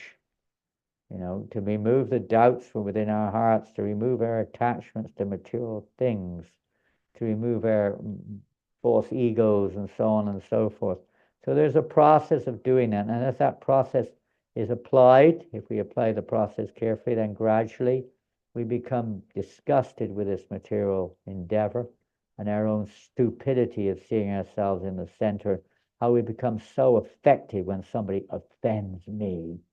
Somebody, you know, what these days is philosophy, wokeism. It's bogus. It's really nonsense. It's like the epitome of Maya, practically. I have been, you know, mistreated. I am the victim. Yeah, you're a victim, but you're number one victimizer also. We're all victimizers. We're engaged in indulging people in Maya. This is the greatest offense, to indulge others in the name of religiosity in Maya. And to say we're a victim or not victim, of course, but we're victims of our own. We're an architect of our own misfortune.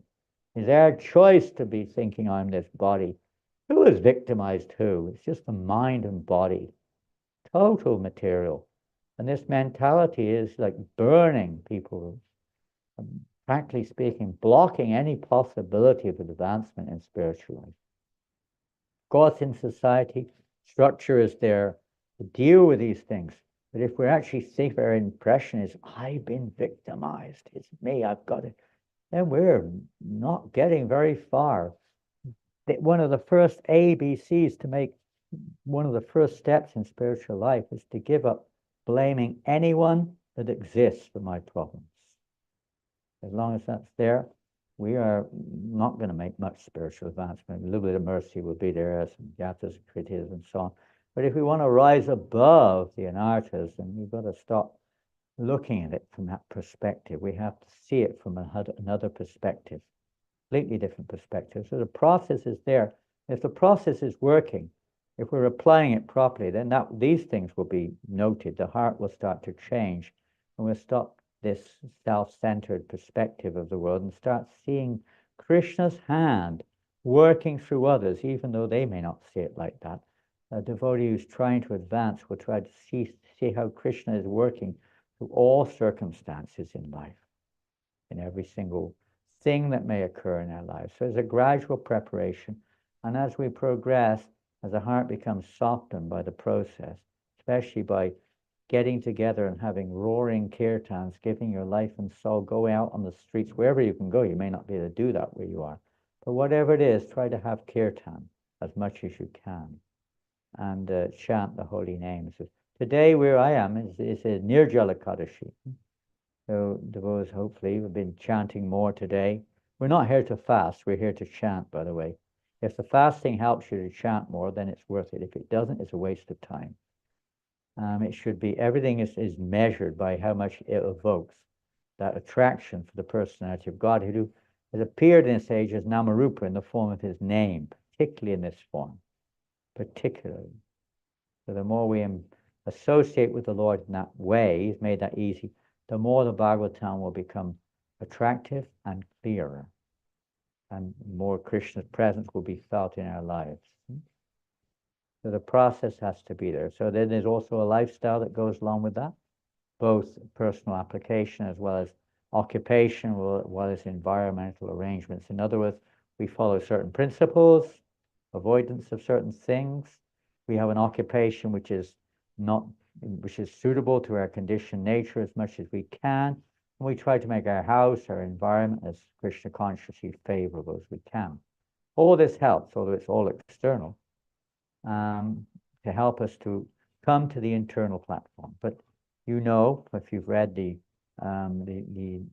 discussion between Ramananda Roy and Lord Chaitanya, Jnane Prayasa Mudapasta Manta Eva, how Ramananda Roy was describing these things to achieve perfection in life, but ultimately it was only when one puts aside all that, or whatever it may be, and just hears in the association of pure devotees the message without any speculation. You abandon the speculation, you abandon bhakti and mukti, and you hear the subject matter of Krishna Katha in the association of devotees from the pure devotees of the Lord.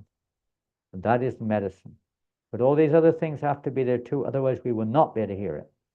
Your mind will be wandering, other people's minds will be wandering, and so on and so forth. It'll be very difficult to digest, and it won't have so much effect. Something is there. Everyone who comes into the association has some benefit, but it won't be very penetrating, won't be very deep. It won't be very effective. It will be effective, but not very effective. It'll take a long, long time, like that. So the more we apply the process in the association of us, particularly kirtan, then the quicker the process is likely to happen. But it does really depend upon our attitude, upon our intention, upon our objectives, whether we're still expecting mukti and bhukti or not, whether we're still expecting to be recognized, praised, so on and so forth, justified, and so on. All these are various, we can say, obstacles which are very prominent on the path of progressive devotional service. We have to kick them out. Otherwise, our advancement will be very difficult. Pure devotees try to kick them out, but sometimes we don't listen. Sometimes we even kick back. So then we're really stuffed. Then our chances of advancement are very minimal when we kick back, arguing back, running away, who you think you are, and so on and so forth. We're not seeing Krishna's hand working. Even if it's not from someone we accept as a pure devotee, it's still Krishna's hand working. We've got to see it like that and understand how to see it like that. Seeing Krishna's hand working in all situations is Krishna conscious. And this is what, at least that level we should come to. Hare Krishna. Is that okay? Hare Krishna. Thank you so much, Maharaj. I'm very, very much satisfied. And I believe the rest of the devotees are equally satisfied also. But Maharaj, there is one question from the chat room, and it's coming from Manohar Prabhu. It says, Hare Krishna, all glories to Srila Prabhupada. How to make vegetarian burgers. He's cooking in a restaurant in Los Angeles. Oh, okay. Yeah, okay, Hare Krishna. It says, Maharaj, nowadays there is so many pretentious teachers around the world. And like what you said, it's not about memorizing, it's about living it. So how can we deal with these pretentious teachers and how we can approach them without offending them? Without offending them, how do we deal with it? Well, you may not deal with it. It depends on your situation in life. I mean, generally speaking, a devotee, again, depending on your situation, you may have to work with such persons, or you may have socially obligated. You don't associate with them, and if you do, you don't absorb their whatever the message, whatever they're trying to put over, if you understand it's pretentious. You may show respect on the surface, you may interact on the surface, but you don't eat it. It's like, if give a simple example, it's not the same exactly, but say somebody gives you food. I used to stay in Malaysia for many, many years, and I would go on Sankirtan. Many Buddhist people are there, and they're very pious, and they always want to give you something. Even if you don't ask for it, I'd always accept what they gave. And if they inquired, and they say, "What can I give you?" I'd say, "Well, we're vegetarian or something. Give some potatoes or carrots or something." I would accept what they gave you, more or less, in most cases, even though they may have been whatever, not quite sure what they were doing. Or say you go to a temple of a demigod or whatever. They give you something. You say, no, this is not, we only accept Krishna Prasadam. That doesn't do anyone any good. There's some offering is there. That person pretentious. So some benefit on them, something there, even if it's just being polite, but we don't eat it. We don't eat that food. We don't eat that untouchable food. We may throw it away, do what you like with it, but there's some gift, there's something in their hearts. They want to offer you something. Now, they may be offering the wrong thing, so we don't want to associate with that. We generally avoid that association. We generally avoid pretentious persons, even in the name of devotee, as much as we can, because they got an ulterior motive. They want money out of you. They want your support, they want your name, they want you to become their follower, they want to enjoy you, whatever it may be. That's not Lord Chaitanya's message. But if they're genuine, that's another thing. But if they're pretentious, they've got an ulterior motive involved there, then we generally don't want to associate with them. But if you're forced to associate, you minimize the association, you don't absorb what they're saying. You may not be in a position to change their hearts. You may not be. But you give them something, perhaps you can give them some prasadam, you can give them something or another at least, or try to engage them in some act of devotion of some kind. Maybe they can give a donation. Maybe if you start talking with them, they generally speak, doesn't get very far unless you're really quite, strong in Krishna conscious knowledge, philosophy, etc. It doesn't usually work very well. They're already in their own head space. So you have to be very, very careful. The most dangerous is pretentiousness within our own association, within your own family, not mean physical family, devotional family. These are the difficult ones to deal with sometimes. And we may feel ourselves, well, I'm not qualified to judge that. It's a little easier outside to judge that, but it's a little more difficult within the direct association. We certainly don't want to go around judging devotees. We certainly don't want to go around, labeling devotees pretentious, non-pretentious, partially pretentious, very pretentious. That's the last thing we want to do. We want to see positivity there. Just try to make, one thing is, try to do your best not to be pretentious yourself. Try not to be pretentious. Try not to be, duplicitous. Try not. If you have this tendency within our own hearts, we're still looking for bhakti and mukti and so on and so forth. We're still hoping for praise, name, and fame. We're still trying to, influence others to, whatever, support me or whatever it may be. If these things are still there, are many, many more that we want to become God. That's like the biggest one you could say.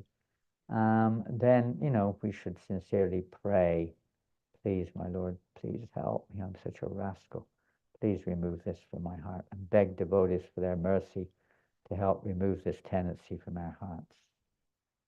And, you'll soon find out, if we're sincere like that, you'll understand from others who's pretentious and who's not, more and more and more. And you'll know how to associate better. We all make mistakes, and we feel it afterwards too. But Krishna knows that. So we should sincerely look at our own hearts and see if that nature is within me. Do I want respect? Do I want others to do what I want them to do? Or am I generally trying to serve? Or do I want to be served?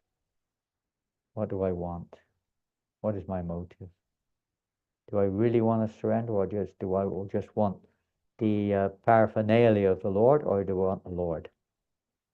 Do I want what I want, or do I want what Krishna wants? These questions we can ask. If we want what I want, we're definitely still in that category of maybe complete ignorance. We're neophytes, but it's still pretentious, and it's still duplicitous, and it's still a desire for mukti and bhakti. So who are we to judge others? Who are we?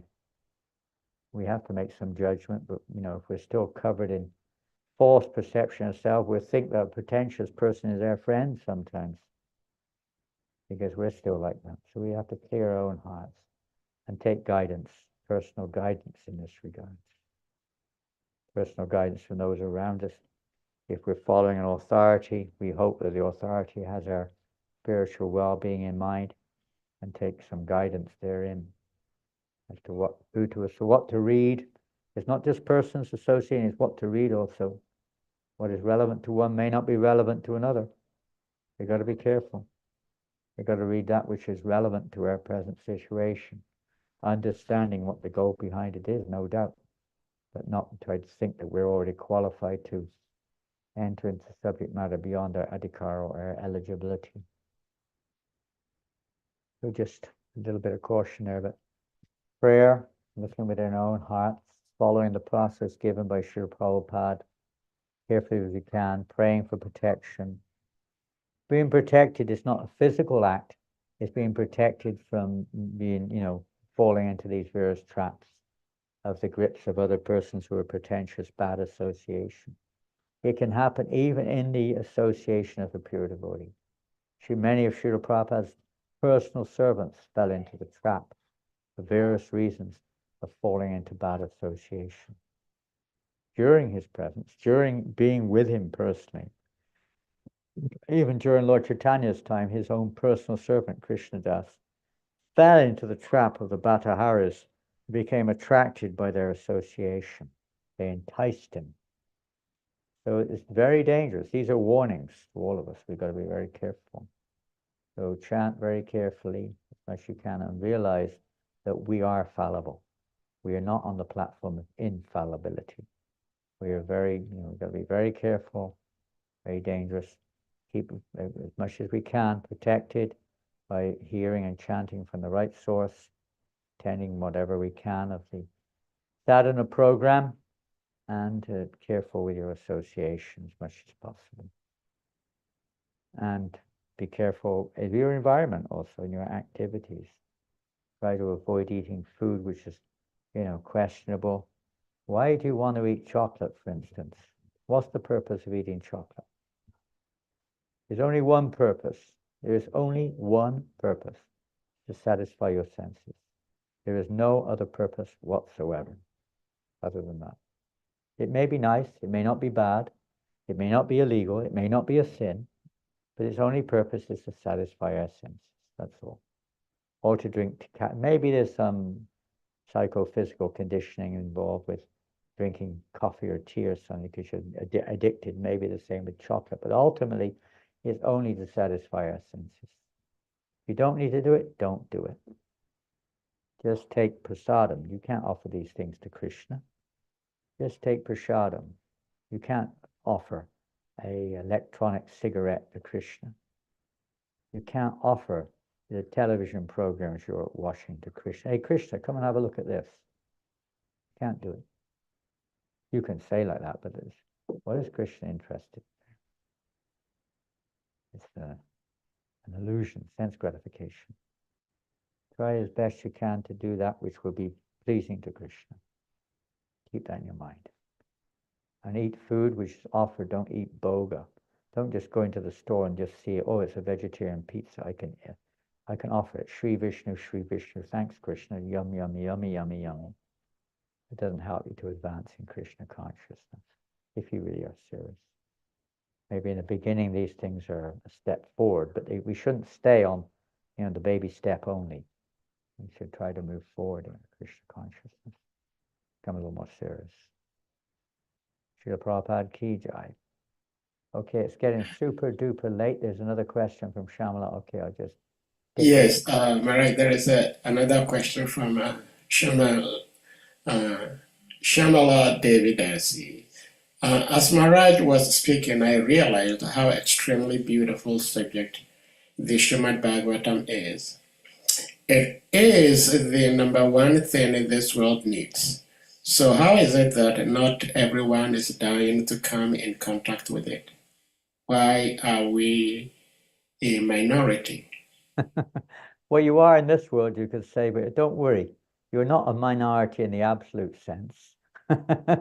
We are, after all, if you go to a prison, the material world is a kind of a prison. It's described like that. Errant souls are here who've turned a face away from Krishna. So, and we're kind of, we could go on, and this is like a Maha subject matter, isn't it? But you go into a prison, you'll find that most of the prisoners are not very pious by material relative terminology. That's why they're there. You'll find a few who are really repenting, but not many. Many are planning to get out and what they're going to do when they get out so they don't get caught again. And they're already arranging various associations within the prison to continue with their behavior, even though they're given a chance. So in active instruction, Rupa Goswami explains how a person with jaundice, let's take, for instance, perhaps some of you like ice cream. Perhaps some of you do. We don't deny that we like these things, whether we eat them or not, it's another thing. We try to offer it to Krishna, but at least you can offer it as long as it's, whatever it is. So say you like ice cream. When you've got jaundice, ice cream is not at all attractive. It's horrible. It tastes horrible. I've had jaundice, I know. It tastes terrible. So, but is it terrible? Yeah, yeah. Sometimes we do food for life. We take, nice Sodom to some areas, and some alcoholics, it's like, you give them hallow, they spit it out. They have horrible taste. They can't handle it, dreadful. They like the taste of meat and wine. Their condition. So one who's jaundiced, the taste of sugar is sugar candy. Sugar is bitter. It's bitter. They don't want it. They spit it out because they're diseased. People are in a diseased condition of consciousness completely. Going to the mode of nature, they'll be attracted to different things, but they're, spiritually speaking, everyone in the world is diseased, everybody. But the process is gradually that the taste will come. But in the beginning, it's not going to be there. Another example Prabhupada gives is that our heart is also covered like that. He says in the beginning, the taste for Krishna consciousness is not going to be there because our hearts are covered by avidya or ignorance. We're more interested in subject matter in the mode of ignorance than we are in transcendental subjects. Yeah. Even materially speaking, some people, you show somebody some people are not attracted to a beautiful girl. They're attracted to some other girl who isn't necessarily so beautiful. Or a beautiful place. I mean, we hear Bhagavatam that the crows are not attracted to beautiful places. They like to go to garbage dumps. They don't like to hear it. People, their consciousness is like that. They're in the mode of ignorance and passion. They like to hear things about passion and ignorance. They don't want to hear transcendental. It doesn't mean anything to them.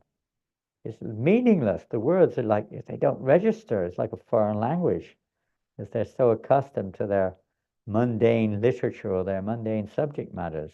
Understand, but it takes time. Another example Prabhupada gives is that if you're selling diamonds, how many customers you're going to have? You've got one shop selling plastic replicas, €1 each or something, and another shop selling diamonds, €1,000,000 each. How many customers you're going to have? How many are going to take the diamond? Not many. Not many can afford it. They may like it or may not like it, but they're not ready for it. They can't afford it. People are not ready. So that's why the Sankirtan movement of Lord Chaitanya is to prepare them and to prepare us too, so that we can actually taste the sweet nectar of Krishna Katha, topics concerning Krishna. And we associate with pure devotees, it speeds up, it accelerates the process. And we saw persons coming in Prabhupada's association on the spot, like that. I'm not going to eat meat. I'm not going to take intoxicants. I'm not going to drink liquor anymore. I'm not going to engage in any of these things. I'm going to start chanting Hare Krishna now, on the spot, literally. But it doesn't always happen like that. Maybe you can say they're ready. But the effect of a powerful association of a pure devotee can have quick, just like Narada Muni or Magari or something kind of, or Haridas Thakur on the prostitute, can have very quick effect within moments or days. Transformation to take place. They give up everything negative, they surrender, and they're ready to hear Krishna Katha. But it takes time. Most people are not ready, but therefore what do? We just chant Hare Krishna. We don't explain what it's about. We just shower the world with the Sankirtan movement and prasadam, whatever else we can do. Get the books out there, so at least they're there.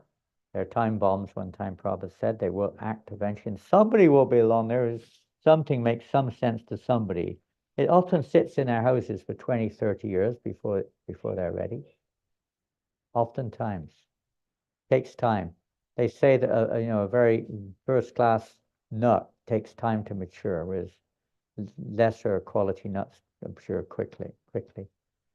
So you want the real thing, it takes some time. You want some cheap imitation, you can get it easily. That's why people are so attracted to the, Bhagavat Saptahas of some professional reciter or something. Then you ask them afterwards, what change of heart has taken place? Nothing at all. Nothing's taken place. They're the same. They just go back to their same lifestyle. There's no change.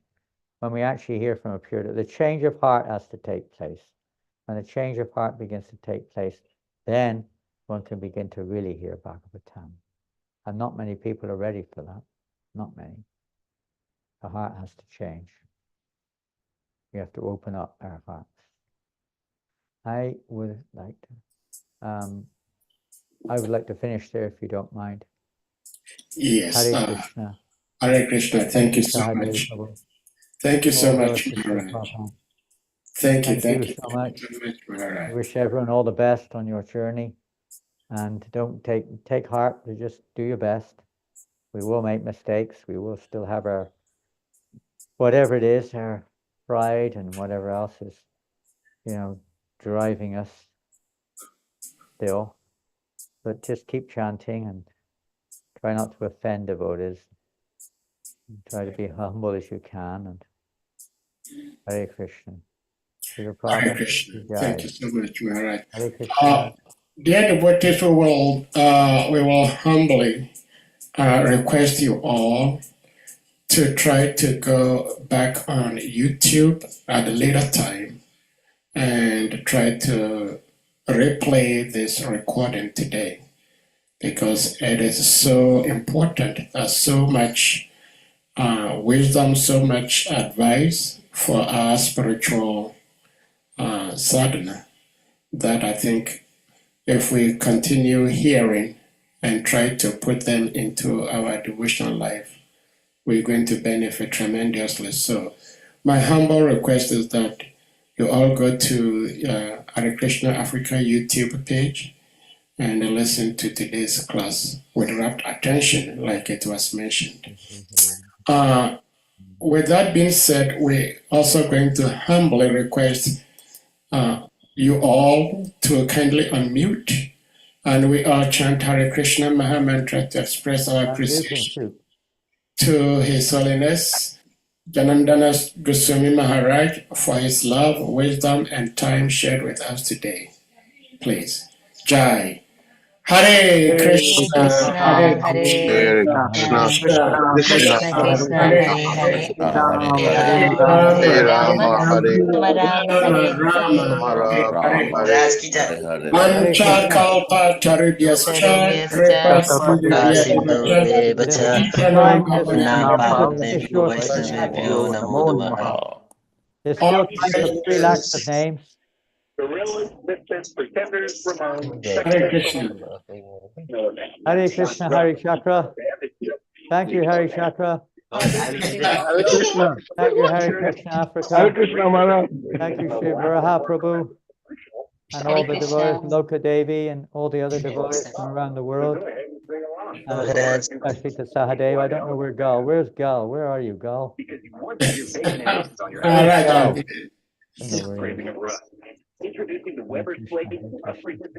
Hare Krishna. Salika, would you do the roundup? Salika Prabhu. Hare Krishna, Hare Krishna, Krishna Krishna, Hassan.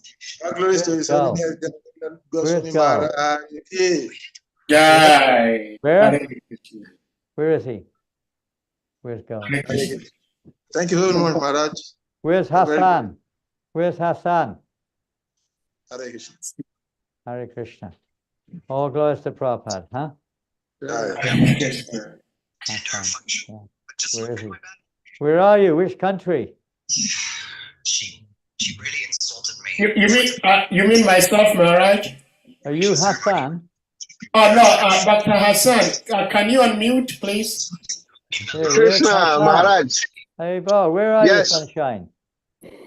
I'm here. I was in Spain, but right now I'm here in West Virginia, very close to New Vrindavan. Oh, you're in America. All right. Wow. Yes, Maharaj. Wow. Good to see you. And Good where to see you is too, Maharaj. Hare Krishna. Where's